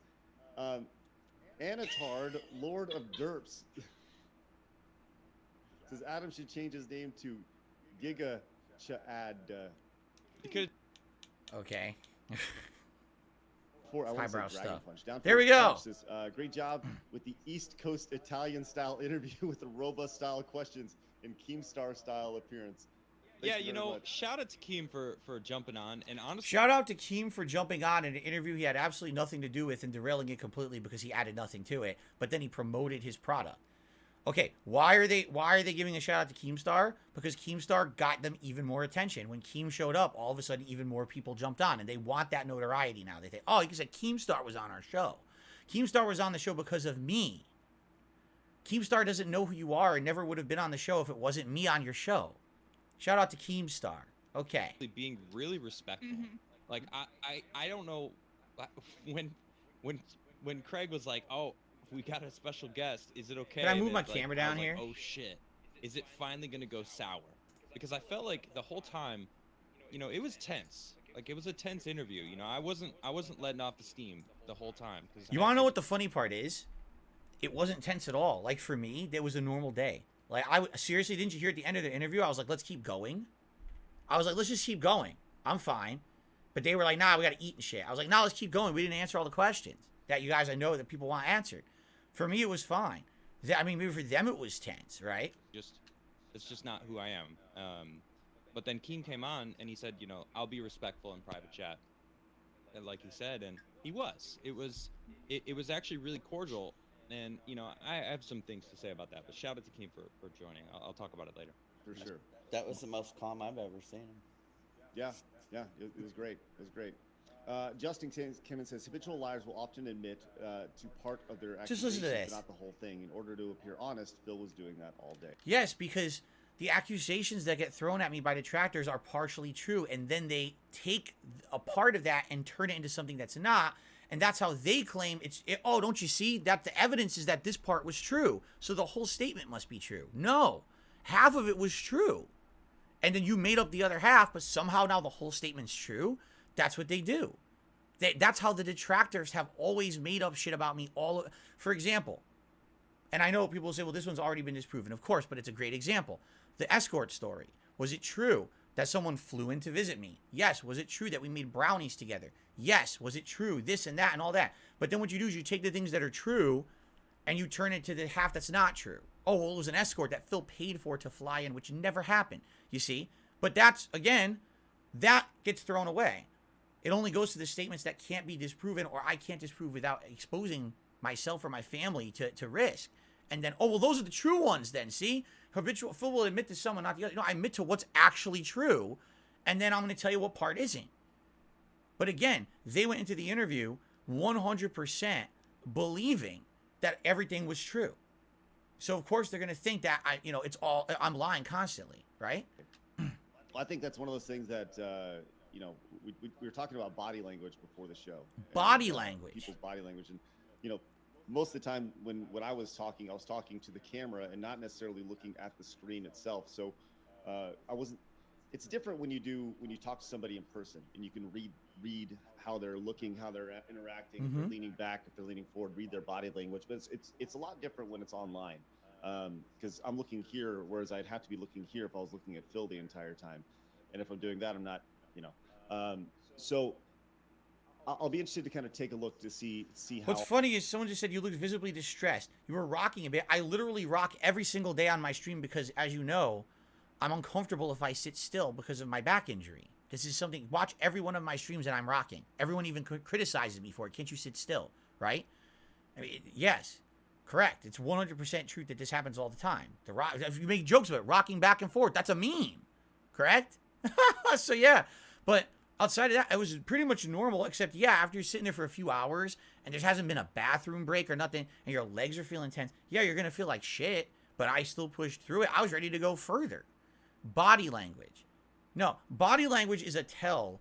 Like, for example, you ask me a tough question, and immediately before I answer the question, I'm like going like this, oh, man, because I'm racking my brain for an answer. Did that ever happen? I mean, I don't think it did, but, that would be body language. Not, because he was, possibly moving or whatever. I don't know. Comes together, and once, as you said, Travis, the body language experts kind of get a hold of everything. Who? Yeah, it's gonna be fascinating. I'll just say, I love watching the body language experts. The Wandering Travel Vlog says, on a scale of 99% to 100%. There you go. This is nothing. I just skipped sure this are you one that? because they're just joking about they don't believe that the account is not mine. Right? About himself, like all of his personal expenses that no one cared about, no one talked about, and like talk about his wife's restraining order, which he seemed very apprehensive at first to talk about. Before the show, he didn't want to talk about it, and then he said, he's like, fuck it, I'll talk about this, and then, but like, you're not gonna just show your username on a... He told me to do it. Wow, what a disingenuous asshole he's being right now. He's being a 100% disingenuous asshole because you guys didn't know what happened before the show. Before the show, we were talking about exactly, what'll be brought up. And they said, what are things that you are off the table or whatever? And I was like, nothing. And they were like, well, we're not going to bring up anything but your wife. And I was like, but why not? People talk shit about my wife. They talk about shit about how we met. They say horrible, horrible things about me and her, all the time. Why not bring it up? And that motherfucker right there said to me, then bring it up. He's like, well, for example, what? And I told him the story. And he's like, well, then, you know what? Bring it up. His exact words were, bring it up because I hate shit like that. I hate to hear shit like that. And the truth should come out then. He said that to me before the show started. So now it's okay to talk about that, but why wouldn't you show something else? You told me to talk about it. On a mobile app? Or not even to the public world, Craig? In a private email for him to be like, okay, it's not him, everyone. You know what I mean? Like, and I already explained in this show why. Because just showing you any screen grab doesn't mean anything. You have to corroborate that it's real. So what I was going to do, because I didn't know he was going to ask me that on the show, I was going to say, okay, if he really wants this, if he's serious about it, I'm going to send him not only the screen grab from WWE Champions, I'm going to show that it's the same account I use in other games, all the same name, all with everything on them. And I was going to show him my Apple ID and the game account all together. Now that's pretty much indisputable proof. If you had all of that and you're looking at it like, okay, it literally lines up. Boom, bada boom, bada boom, bada boom. That's what I was going to show him. And I emailed him after the show. That 6:18 p.m. yesterday. That's exactly what I was going to do. I was just waiting for him to respond back, saying, yeah, I'm at the email. Why? You're going to send it? Yeah, I'm going to send it. No, he literally didn't do it. He at that point, he was already 100% believing that I wasn't going to do it and I was lying. So he doesn't even want to see it. Really? I think that? Yeah. I don't know, man. It was fucking weird. And then he was saying, like, I'm not addicted to this mobile game, but I was addicted to the previous mobile That's correct. version of the game that people claim I'm addicted to. No, not the previous version. That's not even the previous version. They're completely different games. Supercard and Champions are completely different games. Supercard is one of those card style games, and this is completely different games. Wrong. Just because it's WWE, it's not the same game. But yeah, I mean, so I'm admitting to the actual thing I did wrong, which is where the whole meme came from. The meme of the WWE Champions thing came from the fact that there's documented evidence on the internet. I used to play WWE Supercard. I used to post up about it. Same thing with Dokkan Battle. I used to play it and post up about it, like on Twitter and shit. I would post up, look what I just got. Look, look at this pull. So obviously that's 100% documented stuff. Yes, I did it. That's the truth. Of course I'm going to admit to what I did. What do you think I'm going to do? What are you, stupid? And also this other game that I was addicted to, but I had a problem, but I beat that addiction and I'm good now. Like, it's fine. Like, come on, dude. Really? What do you mean? What about it? What about it? Because people don't ever improve or change? Never. People never actually overcome problems in their life. That's apparently. Dude, I used to be 240 pounds. Now I'm just over 200. I overcame that problem in my life. I used to be a raging alcoholic where every night I used to drink myself into a stupor. Right? And then I stopped doing that shit. Like, how are you going to tell me people don't change over time and get better? If you admit your faults from the past and you overcome them, that's something that should be applauded, not criticized or be, oh, no one can ever improve. This is the same guy who on the show is laughing when I say, well, I'm changing now. I'm trying to be better. Ha, ha, ha, ha. No, it's not funny. You're an idiot. People do change for the better.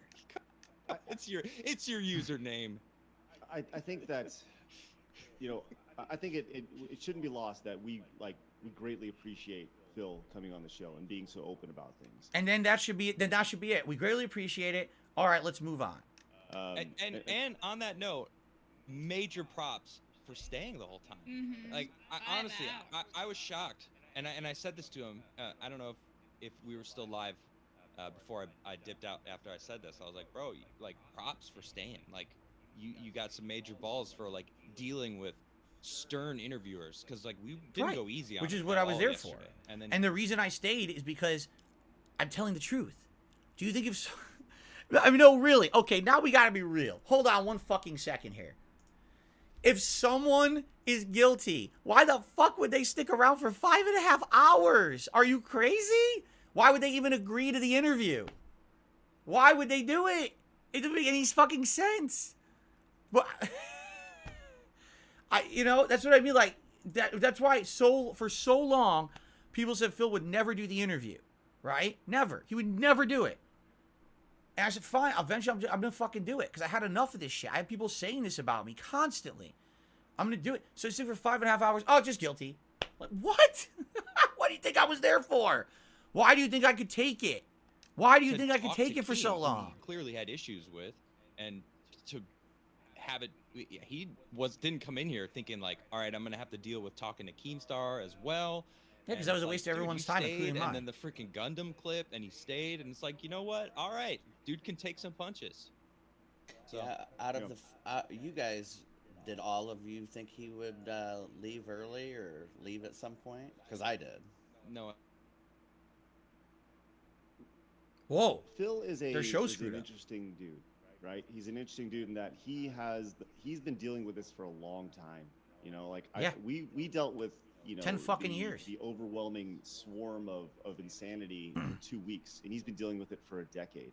And Well, that's because all of you didn't believe that we were gonna be freaking do a good interview. But I'm not upset because a lot of you have apologized and said we were wrong. Yeah, That's a lot big of- too. Apologizing is big. Yes, a Okay. lot of people. So, okay, let's go. Because that's, you know. you can objectively look and see the detractors aren't the monsters that They're not the DSP makes us monsters. out. Really? Well, thank you so Well, much.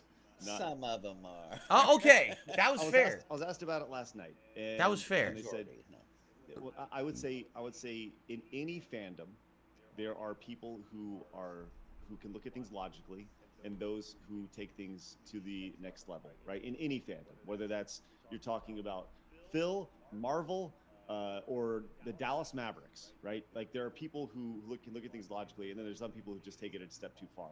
There's gonna be people in our community that do that. There's gonna be people in every community. All right, So, well, this is boring. It's fucking boring.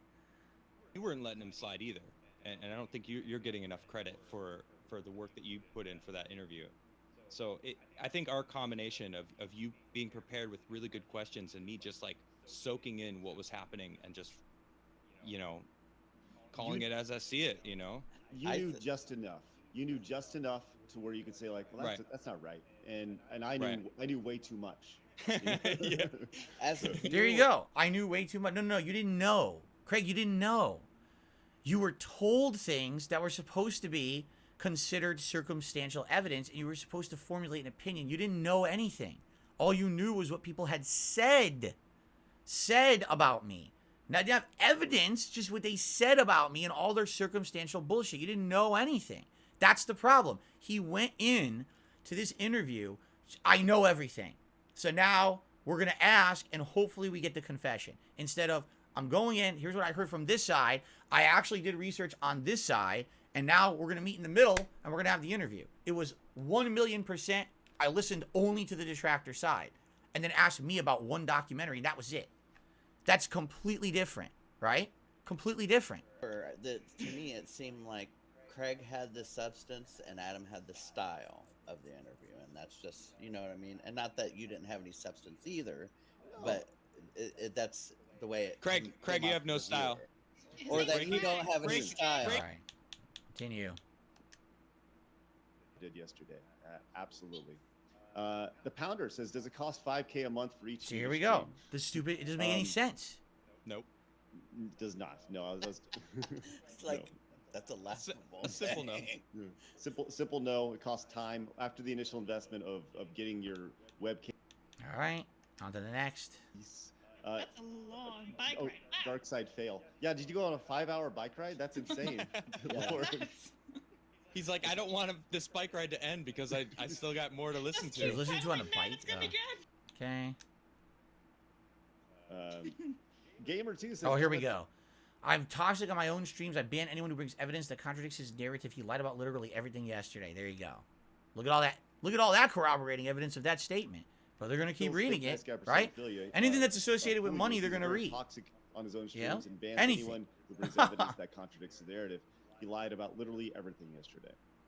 You don't have to tell me, Gamer.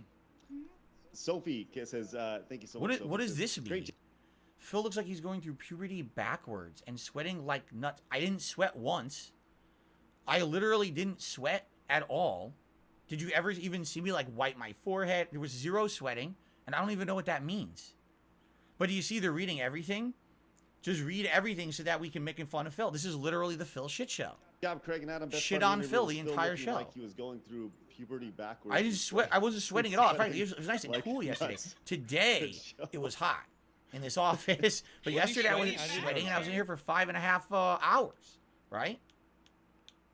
What are you talking about? Never know. Almond John says, is it technically the third time Side Scroller Show has been brought back to life? Yes, it was. Okay. Well, I think that if I was to change the intro, people would riot. But yeah, it's very similar to it, and that's mainly in this. I don't know what you're talking about. Something news industry would want from you. That's Good true. point. He's got a good point. That's true. The problem is it's too long. Like, if we could sit here and react to the whole show, but it's way too long. I'm not going to stick around for all night. So I have to skip a lot, and there's not a lot going on here. Right? Breaking news. I'm pretty sure Yellow Flash is booked. I need to look at the chat, but I know we were talking, so let me triple check. Hold on.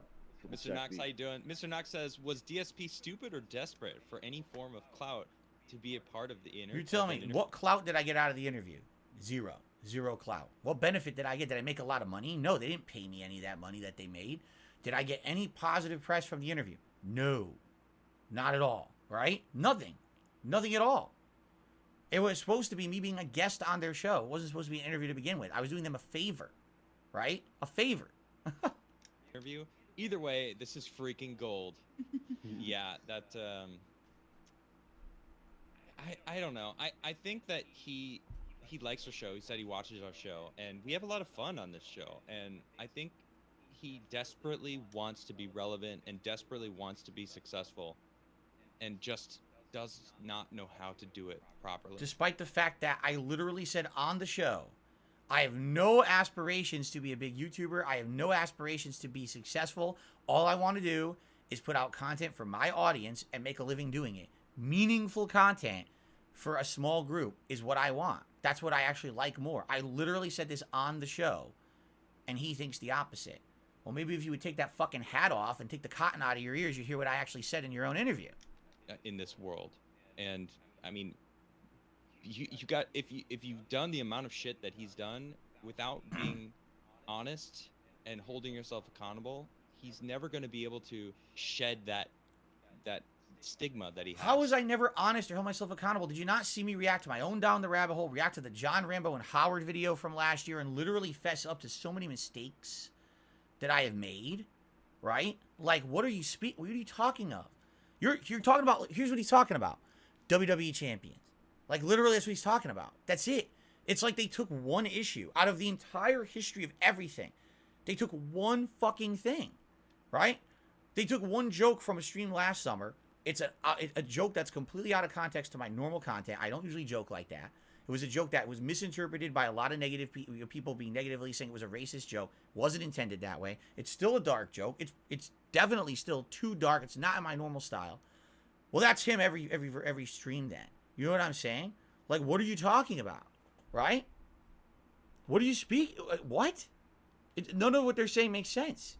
It's like they weren't paying any attention. It's impossible.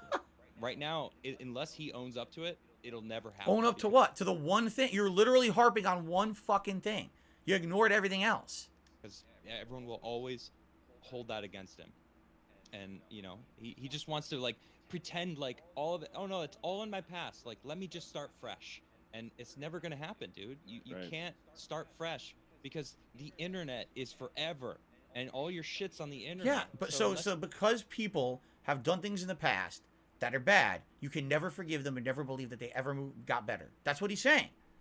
Wow, you're an awesome person, Adam. Like, really? Let me make sure to not look at your past and find anything you've ever done, man. Holy shit. No one drudge up his past, right?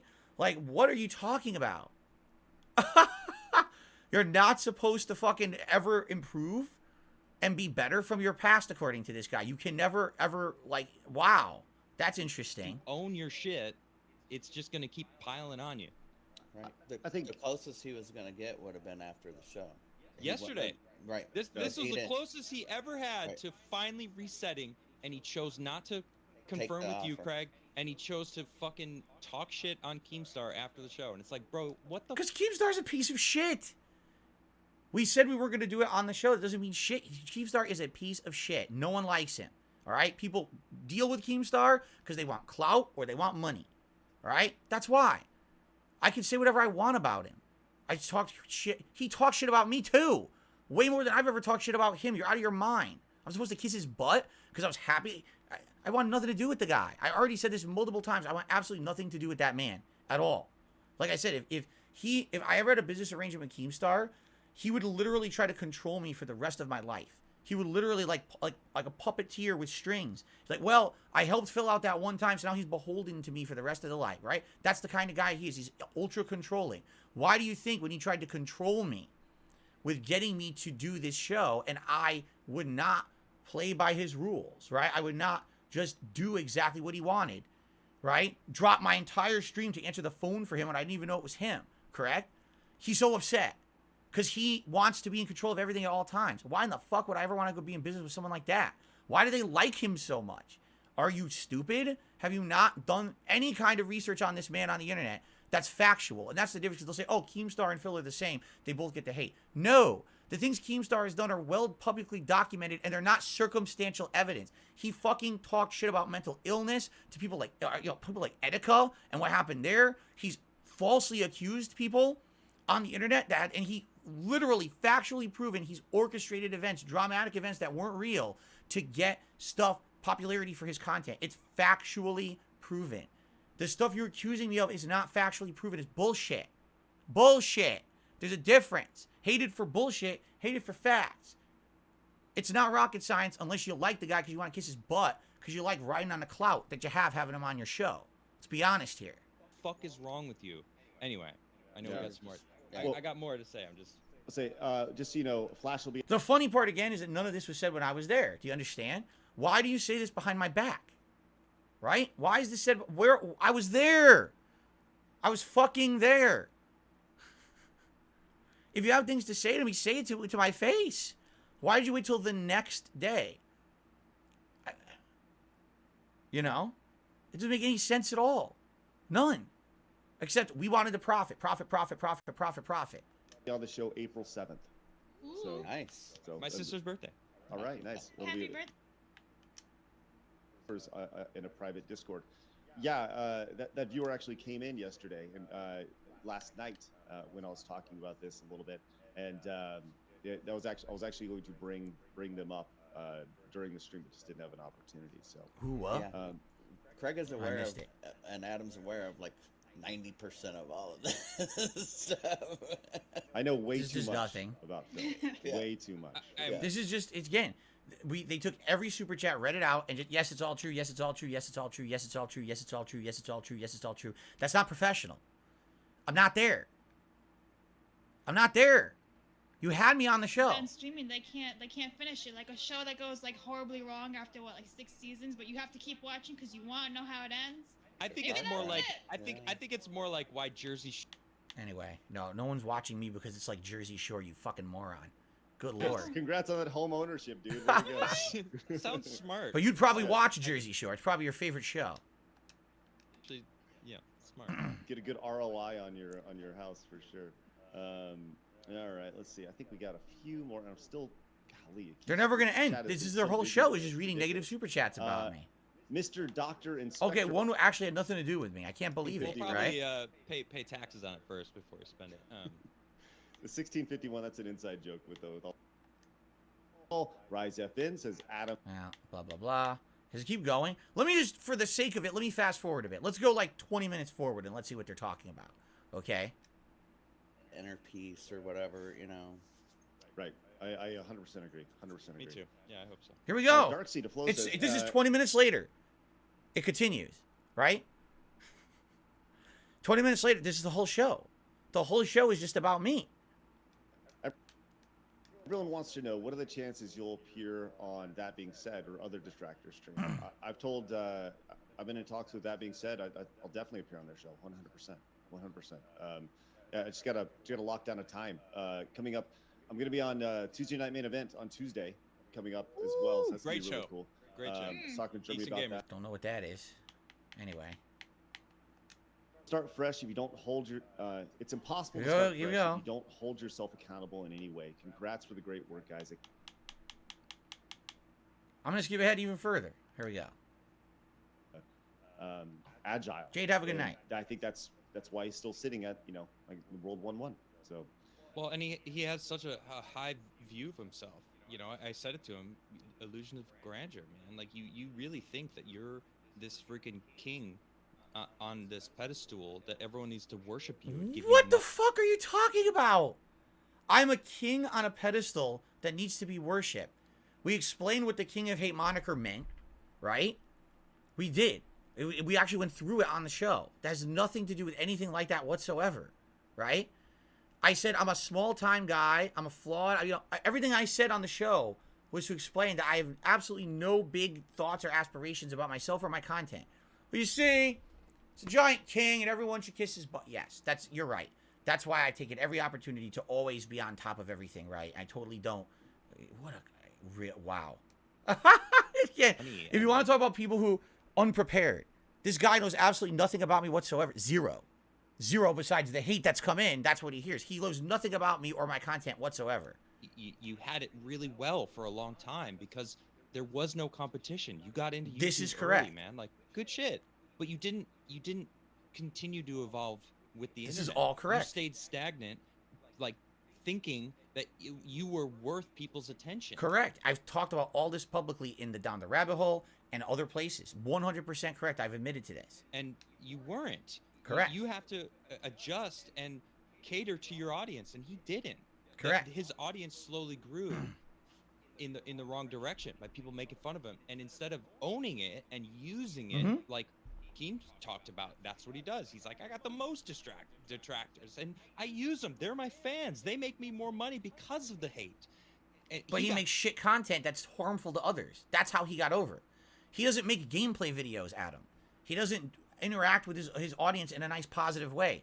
He's a jerk. He hurts people to make money. Everything he does is deriding others, making fun of others, bringing others down, and then making money off of it. He's like, he has a giant chessboard of what he considers the world of lolcows, right? Or anyone who's having a problem, and he moves the pieces around the chessboard, and he watches money fly off the chessboard into his pockets. That's how he made his money. How are you okay with that? bitter. Tell me, and again, what I said is the difference between me and Keem, I've never hurt anyone with my content. Who did I hurt by making a bad Let's Play? Who did I hurt, right? With his stuff? Nothing. This guy's constantly hurting people. Out on his own audience when they didn't support him anymore. And it was just like, he just got worse and worse and worse. It's just like, bro, it's so obvious, like, but he can't see it. What are you talking? What? Dude, this guy is a fucking dunce. He did nothing. He literally didn't do any research at all. Like, what are you talking about? I outright admitted it. We've outright talked about it on streams in React events. You fucking tremendous black hole of emptiness in your brain. It's documented that I fucking talked about it. Why is no one countering? No, actually, fair enough, he did say this because no one did the research. No one here did the research. It was just, we only listened to what the detractors said. And according to the detractors, he never grew, he never admitted, nothing. They only listened to the detractors. What a bunch of fucking idiots.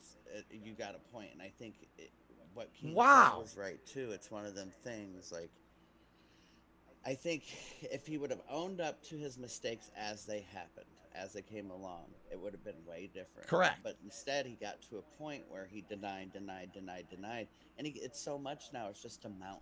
Well, it depends. Cause I out of all these people, I think Travis is the most, I hate to say it, the guy who thinks the best about this shit. And he probably, you know what I mean? Like, what he's saying kind of makes sense. Except, yes and no, because, yeah, he's absolutely right. When I made mistakes and things went wrong, I was always like a pig-headed idiot, and I wouldn't admit that I did anything wrong. That was old Phil. Today, with, you know, you guys call me out on stuff, and all the time. So, you know, you're right, let's change it. You know what I'm saying? Like, Travis, I think, out of all these people, is the voice of reason a lot of the time. Craig is just kind of the host, but he's kind of like the figurehead. But when you listen to all of them talk, Travis has some good takes, in my opinion. He ever let it go? How could he admit? Because he has to admit to so much all at once. You know what I'm saying? It's just ridiculous now. It's so much. I'll say this. You know, I've been doing this longer than Phil, and That's there's true. a certain time. By the way, guys, there's a lot of tips and things coming in. I'm absolutely going to shout them out before the end of the stream, which is probably in about a half an hour. So we're not watching this whole show. This is 2.5 hours of just ragging on me. I can't watch 2.5 hours of this shit. But I think I'm proving my point here. No, how unfair this was. where you need to eat humble pie, where somebody needs to go like, hey, dude, like, look, Screw Attack was a very big deal in its time. Correct. Right, during its time, it was a big deal. We did billions of views on the internet. Yep. Right, like it was insane, but that was then. Right. That was long gone. And And whenever do I say today I'm big or I'm popular or I'm you know what? Never at all. It's completely the opposite. relevant online, I'm a piece of sand in this giant vast ocean. Right. Right. Oh yeah. And I think that's important to understand, and for to be humbled at a point. And that happened to me. That's happened to me where And I don't think that's happened to Phil. What are you talking about? Oh my! Again, they watch nothing. They literally watch nothing. They've watched no content of mine. Anything within the last few years, they only watch detractor highlights. There's no way they could say shit like this and actually watched my content. It's not possible. It's just not possible. And they're supposed to be objective interviewers. They watched nothing. They did not. They did all the negative research and none of the positive. Again, did they ask a certain person, any one person who's a fan of my content, what do you like about Phil? What, you know, what's the positives about him? Why do you watch him if he has all this hate again? They didn't do that. They fucking just went and watched every detract. They talked to, it's a Gundam. Yeah, you're really going to get an intelligent discussion out of that guy, I'm sure. Wow. What? They're literally every word they're saying is wrong right now. And I hope that yesterday was an opportunity for him, but I don't think he's going to take that. It was an opportunity, but Right, he's so stubborn that he probably is sitting there thinking that we fucked him over. Like, we totally fucked him. No, the interview didn't fuck me. No, This dude. is what fucked me. Right here. This is what fucked me, you idiot. Not the interview. The interview was fine. The interview was exactly as I expected it to go. But the day when you decided I'm just going to do a second profitable stream shitting on the guy that's not there to stick up for himself, that's where you fucked me over. We were giving you the realest opportunity you have ever had to win back your audience. Again, how? By saying I did something I didn't do.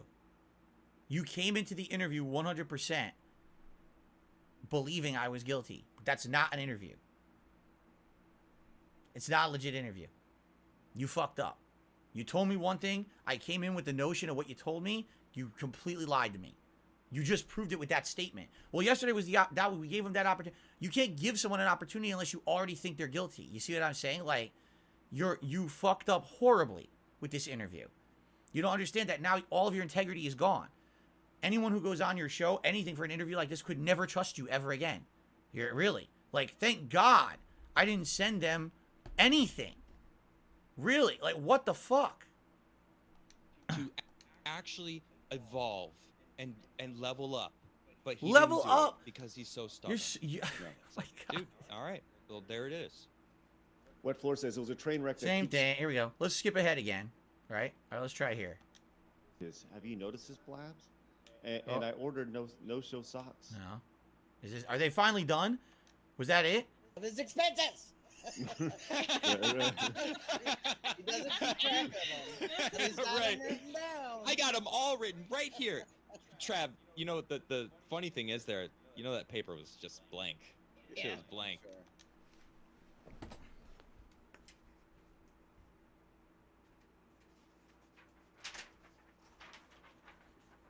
The paper right here with all my expenses written on it. Right here, motherfucker. Right here.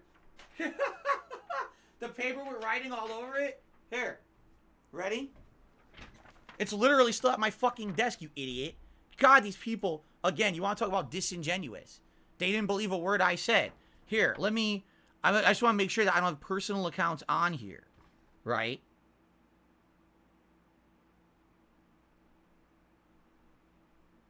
I'm trying to think, like, because I don't want you to see what accounts I have, right? Obviously. Can I show you this paper? Not really. Right off the bat, there's like 2 accounts that are personal accounts, you know, you guys should know about. Fuck. Because I wish I could have folded it.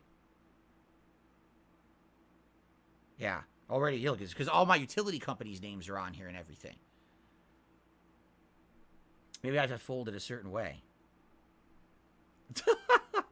Not that I should have to do this. Right? Here, maybe if I do a crazy folding job, right? And this is really stupid. But just to show how dumb they are, okay?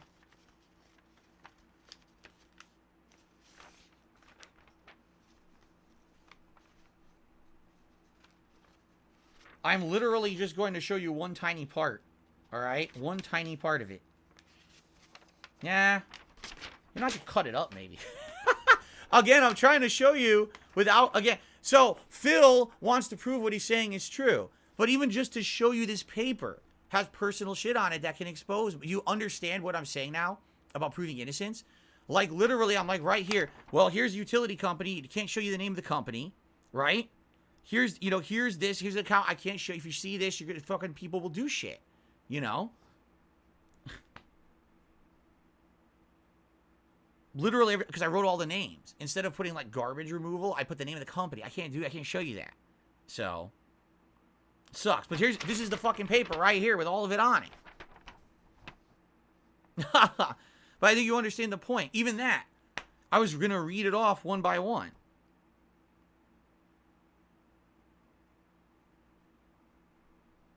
Like the only thing I can show is website charge and mortgage probably is the only thing on here that I could show you that doesn't have anything on there that you should know about, right? Yeah. Taking a look. Jesus. Because everything else puts me in exposure, right? Two last things is any earnest person would understand why you can't show it. Like, even if I fold it this way, right? Like this. And fucking like this. Right? Like this. It's like origami. I have to fold it 400 times to even show anything that can be shown. Right? Here. I'm going to try this. Just to show that I'm not full of shit. Right? So... What is that? What is that account? Okay, that's okay, I guess. That's okay. What is that? Hulu. You can see Hulu. All right? So here we go. All right? So, just to... I'll pre-read it. It's the website that I have, my website, DSPgaming.com, the mortgage payment, my phone bill, which I'm going to cover, the name of the company, and my car insurance. Okay? Oh, you can't... Oh, there you go. Can you kind of see the writing? Oh, my God, you can't see it. The camera won't even adjust. Yeah. Fuck. Well, you can't see it. You saw writing. You see writing. Okay, you can see writing. You see I'm not full of it. There's fucking writing on the paper right there. I can't... The camera won't do it. But there you go. That's literally every month. Paper. My expenses. That I'm going to read to them. And the point they're making, all right? Here's the point they're making, because we can address this, all right? I know, you can't see shit. I wasn't going to prove nothing. The point they're making is, you know, they asked, what are $5,000 a month in business expenses? I don't even know where that comes from, because I don't know what they're talking about. You understand? Like, I don't get it. I don't even know what they're talking about. All right? I don't, you know, I have no clue what they're speaking of. Because I don't know if that's from the bankruptcy report, if that's a tax return, if that's data that was taken from a tax return and transferred to a bankruptcy report. I don't know what that entails, because I don't know what's considered business income one way or another for taxes versus, you know, bankruptcy report. I have no clue. I'm not a legal expert on this shit. I would never be able to answer that question for anyone. So instead I said, here's what I can do. I can literally pull up my monthly expenses and read through this. So you guys can know exactly what I spend every month. Would you like to hear it now? Because they wouldn't let me do it. They cut me off. Here's my monthly expenses. Are you ready for this? First of all, there's a reminder on here that at the beginning of every month I should, you know, cash out what I make on Patreon and then send my Patreon private DMs for people who are owed their perks. We've got Hulu, Comcast, which is my internet. Everyone knows that. My monthly condo dues, my Game Pass subscription, YouTube Premium. I have a note on here to pay federal taxes every month. My garbage removal, my water bill, my website charges, my mortgage, my phone bill, my car insurance. I still have monthly payments to Amazon for a few things I bought last year that are almost done. Payments to attorneys, okay? Medical payments that I'm doing ongoing every month. My back tax payments that I do every month. My car payment that I do every month. My electric bill, my health insurance. And then I have notes at the bottom of things that are important. And for example, be sure to prepare for your dues next month or whatever. Like, that's it. And then I have a note at the top. Every, like, quarterly I have to do business taxes for the state. It's quarterly. So I have a note of what month that I have to pay those. Okay? Like, literally, that's it. That's what I pay every month. And, of course, not on there would be, for example, you know, if I have to buy a specific game, stuff like that, something comes up that I have to spend on. Of course, there's nothing on there like groceries. That's weekly. That's normal stuff. But this is my list of expenses every month, right? So I don't know where the numbers come from. How the fuck would I know? Why am I expected to know that? That information on that bankruptcy report is not supposed to be something that's supposed to be public. You know what I mean? No one goes into that shit. You know, like I said, that was the most ridiculous, absolutely ridiculous bankruptcy ever. Even the judge admitted it, said, I've never seen anything like this before. This circus that it became, right? Anyway, let me put this back. Yes, my fake piece of paper. Fucking idiot.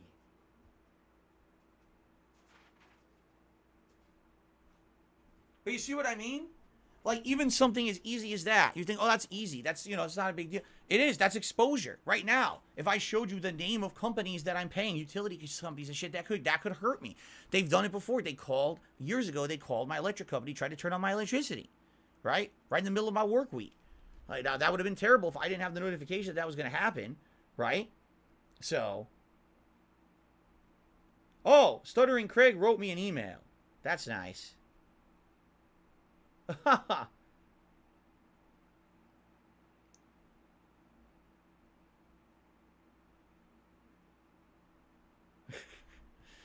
Craig, apparently right now you're ripping us a new asshole. What do you think I was going to do? Do you think I was going to be happy of what you did today? Your actions are heinous, dude. You literally came at the interview completely unfairly. You didn't approach it objectively. You admitted it in your email to me. All you did was sit and listen to detractors. Then you sat and took money from detractors. And then you sat and took money from detractors again. This is not an interview. This is not professional. This is not what a professional would want to do. You literally are happy, right? You are happy, very happy that you got this. Don't lie now. Come on. I mean, seriously, dude. You're so excited that this has happened for you, right? Anyway. Yes, the paper was blank. Tickle Bruno came in with the $55. See? So keep reading the negative stuff because he keeps doing it, right? He says, goes without saying, great job the interview. You really brought up a good point about DSP's mental health. I think we're dealing with someone that's a few sandwiches short of a picnic. Normal thought process goes from A to B to C. Instead, his process goes from G to hey to blue to hey Macarena. I think he needs to get help first before he tries to fix relationships around him. There's only so much someone can take before it sends them to a dark place. Hopefully, he finds clarity. If it were true that my mental health was bad, right? Why do you think that is, Craig? Maybe it's because when I have an opportunity that I actually think I'm going to be treated nicely or fairly, I still don't get treated nicely or fairly, right? Again, there was nothing wrong with the interview. If you had left it at that interview, and that was the end all be all of it, and that was it, that's it, you right?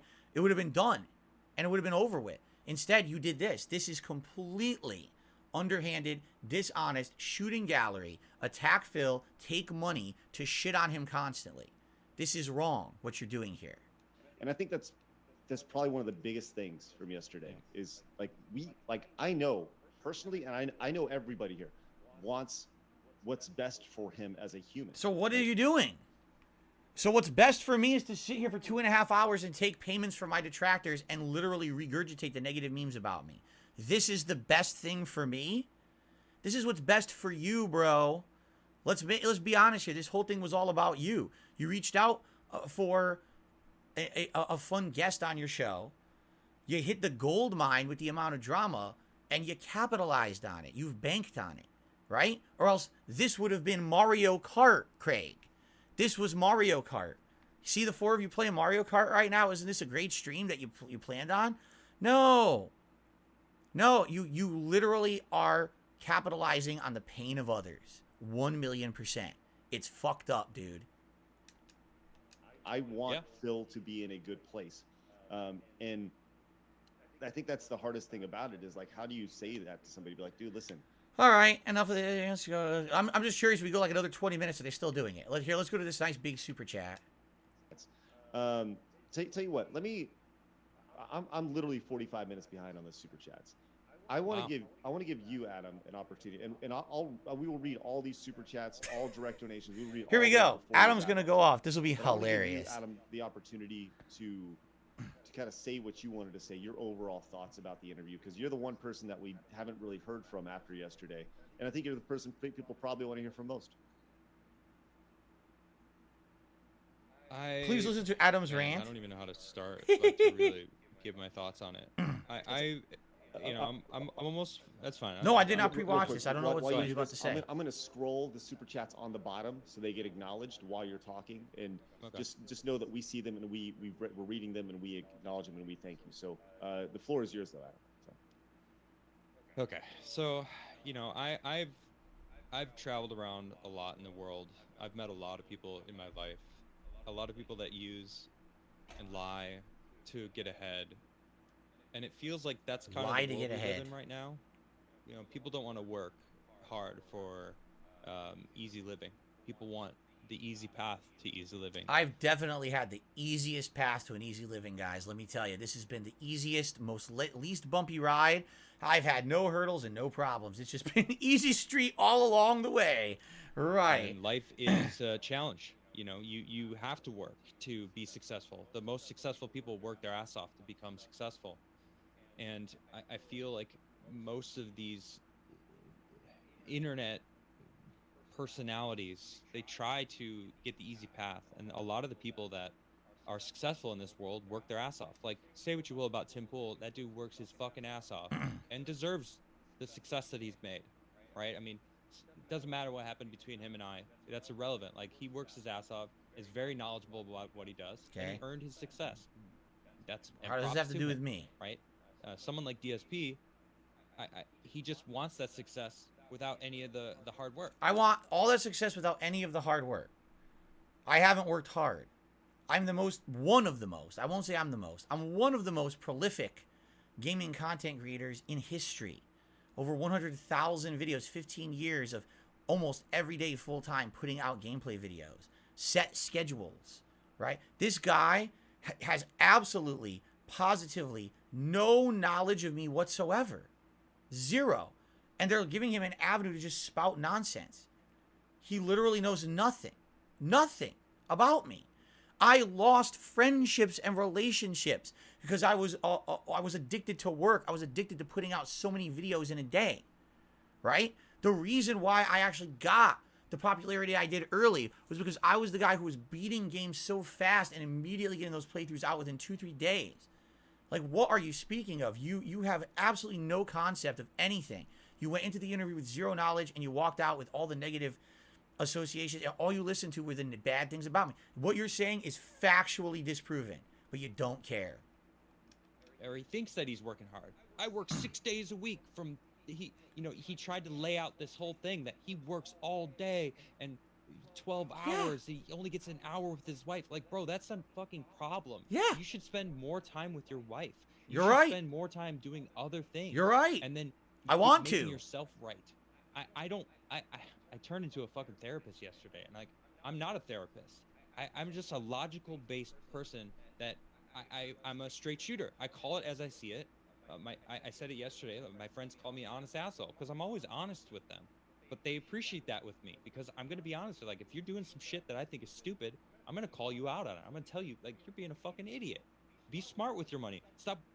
Again, I had no issue with the interview. The interview was fine. When I got out of that interview, I defended these guys and said I thought the interview was fine. This segment, this whole show is fucked up and wrong. $1 on a freaking mobile game, $1 is too much. If you can't afford to fucking eat or pay your rent, No shit. or pay Correct. fucking electricity bills, what the fuck are you wasting money? I'm not spending $1 on it when I can't pay my bills. What are you talking about? Where's the evidence of that?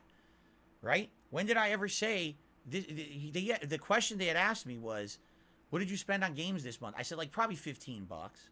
You know? And they said, and I said, and it wasn't even on WWE Champions. It was on the new, the new Street Fighter game. I did like those daily $1 or whatever. Right? This month this didn't happen. I have no money. Like, what are you talking about?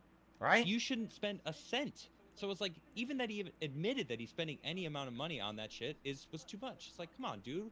Be smart about your money. It was so clear throughout yesterday that he's a fucking idiot when it comes to spending money. Yeah, I said it, Phil. I'm not. Oh, I don't care. I'm just being brutally Say honest. what you want about that. Asshole, all right, you get what you get when you're talking to me. All right, you came and clearly, fuck, that was a bad pun too. Jeez. You know what I mean? Like, you came on our show, and things happened, right? So Don't care about what happened on the show.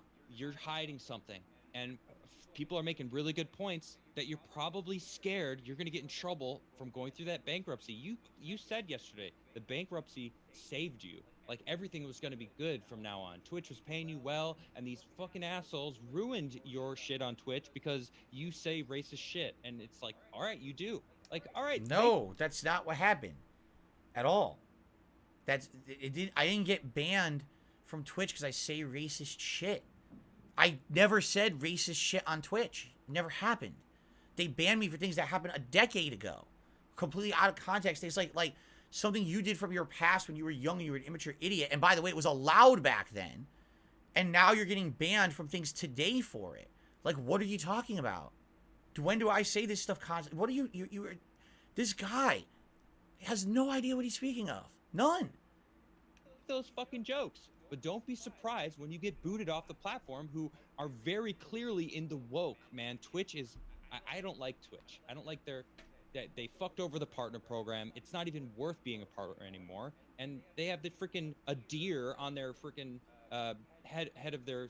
I don't know what the hell it's called. Like who gets to be on? Like I think it's a they. No, it's a deer. It's a deer self. I don't know what the fuck they. By the way, we have a lot of contributions that we'll be shouting out soon. Just so you know, because I can't keep going all night. I just wanted to hear what he had to say, and he doesn't have much to say. It's all lack of knowledge, talking out of the ass. Don't even know what I'm talking about. Same shit detractors say, because that's all he had. The knowledge he has is what the detractors told him. He hasn't watched content. He doesn't know anything about me. It's pretty sad, actually. That shit is crazy. But that's who's working at Twitch now. So what, are you surprised that your whole Twitch career just got flopped because some people called you out for making some racist jokes? I was on Twitch for 4.5 years. And then it happened. It wasn't like I started on Twitch and I got banned. I was on there for 4.5 years. And I never did a damn thing on there to get banned. And then they removed me from the partner program. How do you know the difference? Don't you understand the difference? It was a concerted effort. How is it that it also happened at Twitch and other places all at the same time? I told him this on the show, but they don't listen. God. Fine. Make some racist jokes. Do it. Be you. Don't fucking try to act like you've changed. Own who you are. Don't make racist jokes, fucking you idiot. Bitch. Fucking be the person you want to be and fucking own it. Find a platform that's going to allow you to be that person. All right? I gave you 2 great ideas for a show, right? This is how you don't game. Use it to your... Way too old for too late for that. That would have worked when the This Is How You Don't Play movement started, a decade ago. That definitely would have worked. But then I admit 100% I was stupid. I was absolutely dumb and did not capitalize on it like I should have. Instead, I got angry. That is my fault. But again, I've already publicly admitted this. He doesn't know that because he didn't do any research. Advantage. Own who you are, all right? Put that fucking box of tissues behind you because you did wank on screen, all right? Fucking own it. I did. You're never going to catch me fucking pulling my dick out live because I'm not a fucking idiot, all right? You made the mistake. You were... This is hilarious because this guy done dumb shit. Probably not that bad, but he's probably done some really dumb shit. Like, you got to really think, like, what are you doing? You're just setting yourself up for the fall, dude. Because everyone who said shit about shit like this to me, then they get exposed years later. It's not me that does it, but then they get exposed years later. It's way worse. Remember Pro Jared? Remember when he tweeted about me for no good reason? What happened to him? I mean, dude, you can't be fucking saying shit like that. That was just dumb. Own it. All right? I'm sick of people that are just like, I'm a victim. I'm a victim. Yes, being a victim happens. Mullah Viking says, actually, he's already done worse. He was booted off of one of the most popular shows on YouTube to do this show instead. Really? I know nothing about this man. I know absolutely nothing about him. So you're saying he was on a popular YouTube show, he got kicked off, and now he's on this show, but he's going to laugh at me and make fun of me because I made a stupid mistake, huh? But you're choosing to remain a victim and using it to milk your subscribers, the people that support you. You know what? I have no respect for people who take advantage of the people who support them. I love my chat. My chat. And I love my chat. I love the great conversations that we have every single day. That's why I come to stream every day, to have nice personal conversations with the people who I spend time with all day long, right? Reason why I'm successful and I'm able to sit in my house and talk about my opinions online. Me too. It's not that hard of a job. It's fun. I fucking love it. Me too. I get to play video games and people watch me and pay me. Play video games. Correct. You get to do the same. You lucky fucking asshole. You're right. How dare you fucking bitch about it? Who's bitching about it? I'm not bitching about the content I put out. I'm bitching about all the shit around it that I have nothing to do with. That's what I'm bitching about. All the nonsense that people have made up about me, right? Who's complaining about? I love my job. I love the games I play. I love my audience. What are you speaking of? All right, I'm sick of it. Stop being a fucking victim. I'm not. Listen, I'm not a victim. I outright said on your show, no one should be contributing to me because they feel bad because people are hating on me. No one. I don't want no pity party on the internet. If you're supporting me, support me because you like my content and you like me. That's it. I don't want people coming in. We don't have pity party streams and shit. We don't. So what are you talking about? You're lecturing the wrong person. Your shit. All right, I'm You done. lectured the wrong person. Literally every point you made was wrong. man, Congratulations, That's Adam. okay. That's okay. Adam, Good. with the most uninformed rant of the year award. Yes, Adam. So everyone, applaud this man. Most uninformed man I've ever heard talk about me, actually. Like my detractors intentionally are uninformed and say wrong things. This man just made no effort to be informed whatsoever before he went off. I mean, that's pretty impressive. I don't think I've ever really seen someone as misinformed about me and then actually pretend like they knew what they were talking about. Right? Wow. But again, doing it on the show that I'm not on, so I can't counter it. That's pretty impressively amazing, isn't it? Get it out. Get it out. I love it. I love it. Like, I think that at the end of the day, look, there are common themes on this show, right? Common sense and responsibility, right? Those have been a common theme from the start, and everything you said rings true with those. Like, we are so freaking lucky to be able to Hell do yeah. that. Correct? Dude. We all are. Anyone So making fucking- content on the internet is insanely lucky. I've said this a million times. The only reason I'm popular is because I started when I did. If I had started later, I never would have had absolutely anyone at all who would have watched me. Lucky. Right? I love my life. I love doing what I do. This guy sounds just like me with he's saying, which proves he never watched me if he thinks that we're different. We're literally like kindred spirits in this regard with how much we love what we do. But he just wants to insult me because everyone else says I'm a shithead. Good buy job, my Adam. Fucking house. I love my house, and it's all thanks to you guys. Like This sounds exactly people like who support me online every all day. around the globe. I got people all in different countries that are like, man, you're fucking great. Thank you for doing what you do. Shout out from Panama. Shout out from Ireland. Shout out from fucking wherever. And it's like, this is fucking awesome. Like, I got people all around the globe trying to support me, and it's like, I will never look at them like a dollar sign. I've met Correct, and people I don't that either. do that. Right. And I have zero respect for it. There's many people in this circle that do that, and it's like, man, as soon as you do that, the audience knows. Mm-hmm. They That's can- why I need to change for the better. I need to stop with the e-begging shit. I know that. I'm trying my best. That's why when I fall back on my old ways and when I have my fans emailing me and shit and saying, dude, what are you doing? I appreciate that. And it's happened recently, and it really pisses me off. It does. You know what I mean? It really pisses me off that I do it. And I got to get better at it because I'm in a situation, unlike him, who probably, he's not financially tight. I am incredibly financially tight because of all the shit I've been through over the years. That's something I absolutely need to get better. I don't see my viewers as dollar signs. I don't say, oh, time to turn on that stream and let the dough start rolling. It's like, no, I want to turn on my stream and have fun, play a game, have a conversation, do a fun podcast. That's what I want to do. And then the money comes along with that. But again, this is something I've reiterated a million times in my own content. This guy knows nothing about me. He's lecturing no one. He's literally lecturing the wall at this point, right? Feel it. They could sense it when you don't give a shit about them anymore, and then you start guilting them. Like, dude, you can't guilt your audience. They're gonna support you if you're worth supporting, okay? And you cease being worthy of their support when you see Who them is as he dollar ranting to? signs instead of people that live fucking lives. That's life. As I said, life is tough. All right, they're choosing to. I'm not even going to listen to the rest of it. Dude, he doesn't even know what he's talking about. He doesn't know me. I mean, it's so bad. Like, you're yelling at someone who agrees with you. It's like you walked into a church and you yelled out, God is great.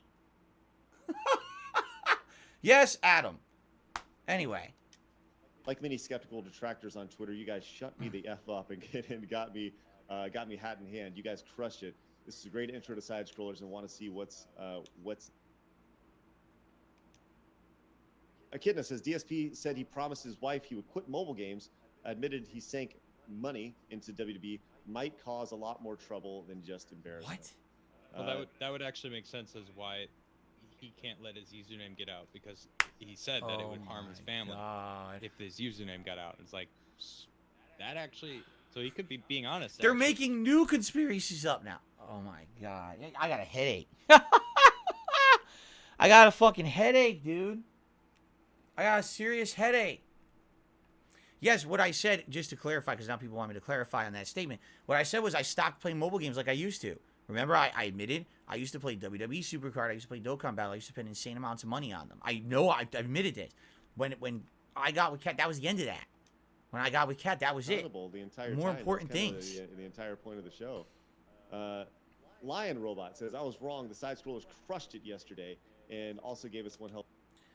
All right. Well, there's really nothing else to say. This is the whole thing, right? There's literally nothing else to address, Demand they get correct? help, right? For sure. And I think that when you have any sort of family member or community member or even friend, you just, you can be harsh to them while spouting the truth. Well, it's like the problem. With All right, because I got to start wrapping up with my own shit. My stream usually ends around this time. So here's the deal. Because I need to come to a conclusion here, and I actually have something to say. All right. Here's how this all ends. Okay. All right. Here's how all this ends. It's this simple. Okay. Because I'm done with this now. All right. No, I'm not going to Duty Stream. Duty Stream can kiss my ass. Okay. Here's the deal. All right. Here's how we end it. You gave me you promised me one thing, you gave me something else, right? I thought from what I was doing when I was sitting there that it actually was legit. It was not. It was 100% coming from the wrong direction. Only talk to detractors. It was really, really disingenuous what Craig and his people did there to me, okay? And the thing is, I'll be honest with you guys. Do you want to know the truth? This was all expected. 100%. It was. Basically what I wanted to do, this is similar to last year, which we didn't talk about, which I said I wanted to talk about on that interview, and they never brought it up. This is incredibly similar to the situation where I had car repairs last year, and I wanted to test the waters and see, depending on what I mentioned to you guys publicly, what would happen, correct? So last year my car broke down. I mentioned it on a stream, and basically what happened is all of my detractors used their bullshit, identity theft information, okay? And basically, what I've seen is, again, the more information you give, they'll do whatever, and they hurt me. They actually used identity theft to find the documentation of the car repair that I did. Did it matter? No, it didn't matter at all, right? It had no purpose, but it was a test. If I just give a little bit of information out, what will happen? What happened is people used identity theft for no good reason to try to find out all my shit online. All right? So the test was successful. And that's what I said. It's like, man, if I give out my information or whatever, it doesn't even matter who I give it to. It's going to backfire. But in the case of this interview, this was also a test. These guys were supposed to be, okay? These guys were supposed to be neutral. They told me they were neutral. Like, that was the thing. That was Craig said, coming in from neutral perspective, fair interview, and that's definitely not what it was. But I believed them. I was like, let's give this a shot, right? Right? Let's give it a shot. Let's see what happens. I told you, I went in, did I trust Craig? Yeah, probably about 98%, but I always had this inkling in the back of my head that this is what it was going to be. I did. I had this inkling in the back of my head that that's exactly what it was going to be, all right? And that's exactly what it ended up being. It ended up being, we're going to do an interview, but then immediately benefit. And then what are we going to do? We're going to, the next day, crap on him for an entire stream. And just benefit again. Just to let the money keep rolling in. Literally, not knowing to read. You have people on your show crapping on me, know nothing about me, did zero research, right? But that's okay, as long as you make money. As long as the money's rolling in. Keep reading the super chats, right? So congratulations. Congratulations to Craig, right? You proved who you really are, along with your group there. Disingenuous. And it's messed up. It's pretty messed up, all right? Not once, you did not go into that interview even thinking that I was going to be innocent at any moment. You actually went in with all the preconceived notions from the detractors, all right? So it's fucked up. And it is what it is, but you know what? You live and you learn, right? And this was a test for me. It really was. It was a test to see what would happen if I did something like this. It went pretty much the worst that you could expect, right? Let's be honest here. Pretty much. But that's to be expected when it comes to me. No one giving me a fair shake or anything, right? So, it's this simple, all right? Because we're going to do a few shout-outs here.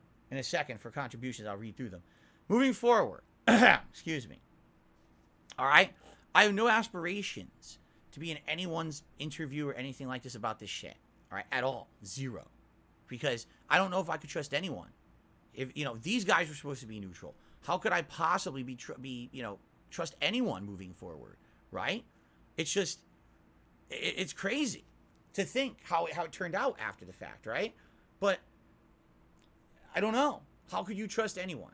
It just seems everyone out there is just, they want to use me to get a rise, to get popularity, right? That's 1,000,000% that's what this is. And I've had it. I'm not going to let other people use me in their shit like this. You want to make content about me, then, you know, do it in your own content, your own streams or whatever. Crap on me nonstop. Profit, profit, profit is what it's all about, right? My misery is your benefit. I can't stop you from doing that. I can't. But I'm going to take the moral high ground. I'm going to make better content than that. I'm not going to be that, all right? Moving forward. I haven't really focused on that to begin with. I'm not going to make my misery, your misery my benefit, right? Moving forward, if I want to talk to someone, they're going to be on my show. You understand?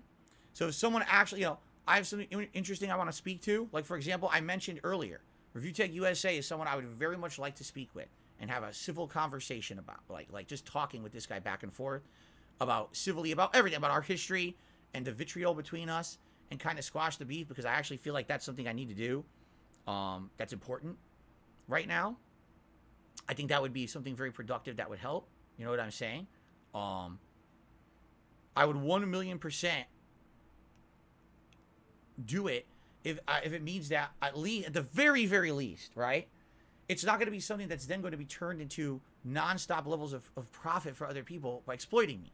And literally, it's what that was. This is exploitation. There's a difference between I did an interview and it was objective, and then the exploitation stream is the next day, where you make the money rolling in on it, on shitting on me the whole stream. And literally, everything you're saying is wrong.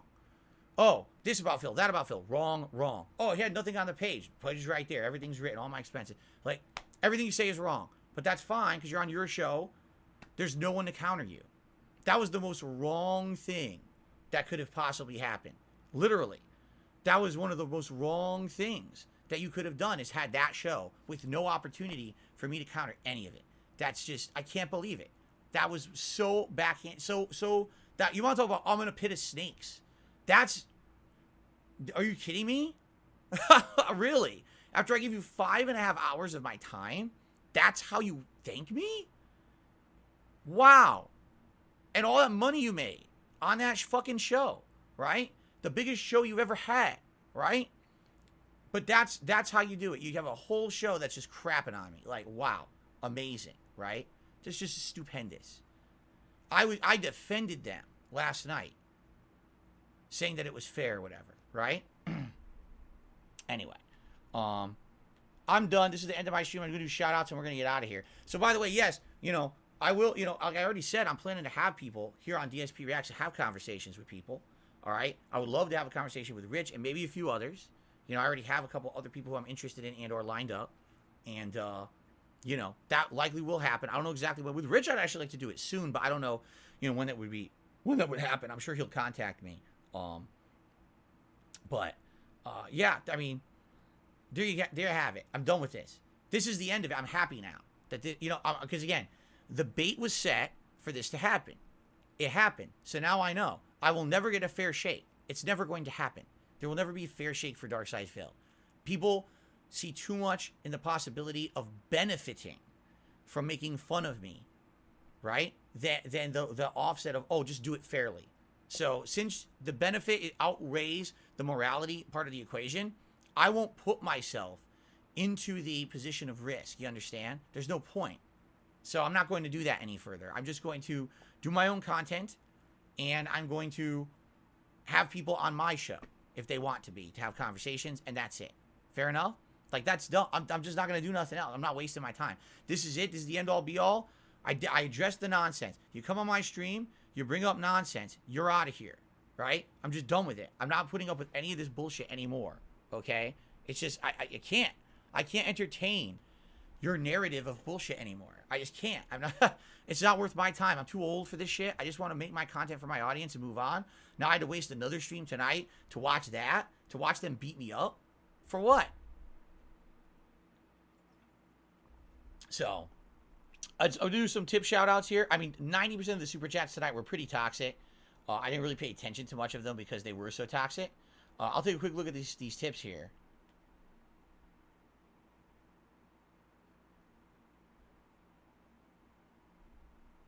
I don't even know what that means. Someone did $1.50 saying trolls are whales donating hundreds of dollars. I don't even know what that means. Are you talking about on their stream? So someone did me $1.50 says, I'm not your biggest fan. I agree Adam was scummy today. Dude has a massive superiority complex. Like, who is he to fix someone's life with shitty advice? There you go. There you go. And by the way, I told you I'm done with this. I'm not retorting to anything. I'm not responding to anything further. I'm done. Tomorrow we're back to standard content. No more drama shit on the internet. I'm done with it, man. Dollar tip. Troll again. Ignore this. Here we go.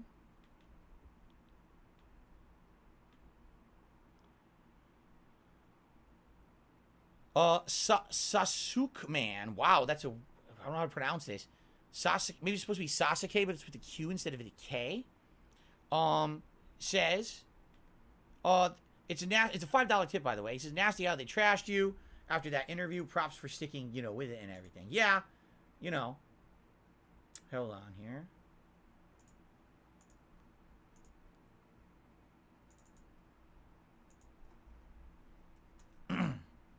There we go.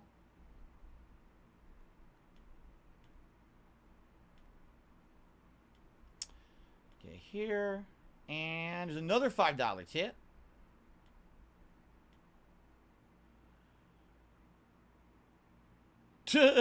Hiseo just did a $5 tip. He says, "Man, I'm glad I missed the event. I don't know if I should have attended it and watched it after this. I mean, literally the event is 5 hours of them grilling me answering their questions with the answers you guys have already heard. There was a few other things that you probably have never heard, but it's not too much significant, addition of anything. And then, now their post-day show crapping on me for 2.5 hours and making money doing it. So there you go, right?"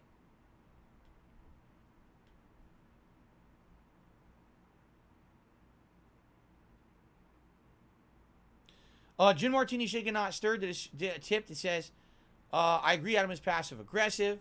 He's getting all his info from detractors. My only criticism is, are you not going to read the super chats? I could go through them, but I'm not reading the negative ones. Like, there's a million troll super chats tonight,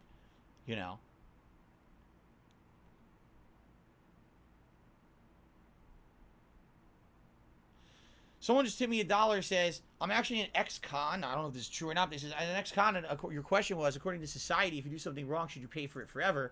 According to society, yes.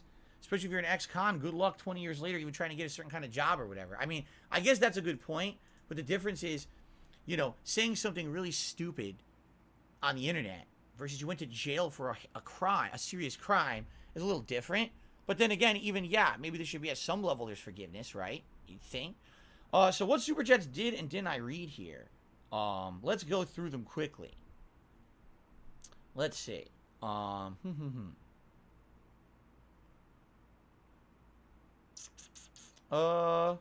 did that one. Did that one. Did that one. Did that one. The last one I did was Bloom Kit. What was the last one I shouted out? Seraph? Where is Seraph? Is it even here? There's Seraph. So that's the last one I did. Okay. So Korawa Devil did a super chat and said, hold on. Now it scrolled. This is pissing me off because I'm trying to read them. I gotta find it again. It scrolled and completely screwed my whole thing up here. Where is Seraph? Because it was there's Seraph. Okay. So Korawa Devil did a super chat. Trolls are mad you're more successful than them. It's not about levels of success, but they certainly know that all this drama that was created this week is going to benefit them. Why do you think that they're giving the side scrollers money? Of course, that's why they're giving the side scrollers money. Let's see here. Sweaty Gaming Productions did a $20 super chat saying real men are not sensitive. Well, there you go. Didn't know that. Radical Jaws re-upped his membership. Sorry, Phil, about this. Hope that you're doing okay. Listen to me. I'm fine. Tomorrow we are back to normal stuff. Tomorrow we got a podcast. We got React stuff on this channel. We've got all the normal stuff coming up. It's not a big deal. It really isn't to me. It's like, for 5.5 hours, because nothing's a big deal to me, man. It's just, I'm done with this nonsense. Kara Blanca did a super chat. Thank you for that. Only Iced Infinite did a super chat. Says, debate them and have destiny prepare you. No. Danny the Foot did a super chat. Says, you're cherry picking. Yeah, what can I do? I can't watch 2.5 hours. My stream's about to end. I can't do 2.5 hours of reacting to their show, shooting me the entire time. Bloom Kid did a super chat. Says, they read all the super chats on their show, though. Right, but if the entire thing is insulting to me, do you think that's fair? Do you think it's fair to have a show where the entire show is attacking someone who's not there, who was a 5.5 hour guest on your show the day before? Does that make any sense? Right? In any universe, does that make sense to do? No. Not at all. Gary the super chat said, you thought we were going to be a regular on there? I was supposed to be. I was supposed to be a guest. A guest. Not someone to be grilled, interrogated, and treated like a criminal who needs to confess. I was supposed to be a guest on the show. And that's what they did to me. You know? That's how they, the interview is fine, only to find out they had ulterior motives all along. Isn't that nice? Radical Jaws had gifted a membership. Congrats to the person who got it. It was... doesn't say. Whoever got it, congrats. Two last names did a super chat. He says, RTU Mod here. Adam makes me sick to my stomach. Well, there you go. Danny the Foot did a super chat. He says, you're doing what detractors say you do by picking what you want to hear. It was a 2.5 hour show. I don't have 2.5 hours. My stream only goes till 9:15. It's 9:38. Two last names did a super chat. Any earnest person understands why you can't show anything. Exactly. Let's see here. It's troll, ignore that. Troll, ignore that. Troll, ignore that. Broseph says, Adam is a former male model and he went gay for pay. I don't believe that. I'm not going to listen to slander about that. That's bullshit. That's stupid. Let's see here. I don't even know what that means. So Uzi Gohar did a super chat. Says, I think you're messing up being confrontational. You had a chance to make connections. I think you blew it. Wait, dude. They interviewed me for 5.5 hours. I did exactly what they wanted, correct? And then they shat on me for 2.5 hours the next day. How am I being confrontational? What are you talking about? They did this to me first. And then I reacted appropriately, defensively, saying, you're out of your minds doing this to me. How are you saying what are you talking about? You know? Anyway, let's see here. Andy did a super chat. Says, let's see. I follow Rich. I'm not a fan of yours. I do support you here. Adam is anti-woke. He's a nut that just learned about you. What he's saying is unfair. I don't care about anyone streaming with anyone. Nobody cares. Okay. Goober, I don't know if I saw your super chat. Oh, no, Goober, your super chat was stupid. And Cody is saying, look at you chew on your lip. My lip is very dry right now. It's been dry all day, actually. I think it's because the air is kind of blowing on my lips tonight. They dry out sometimes. It happens, right? Anyway. All right, guys. So I'm going to leave it at this. Now more tips came in. I hope they're troll tips, they're skipping them. Let's see. Yep. So ignore that.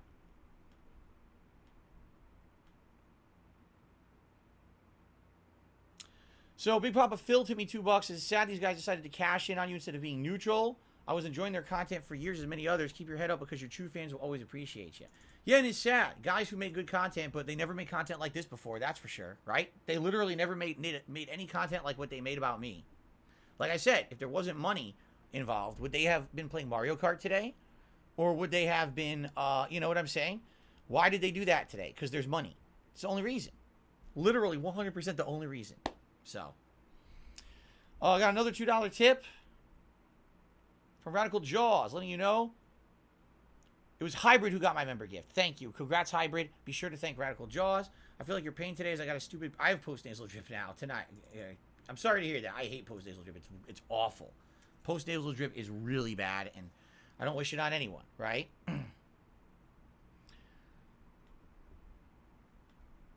Okay. And is that it? No, there was another super chat, a big one.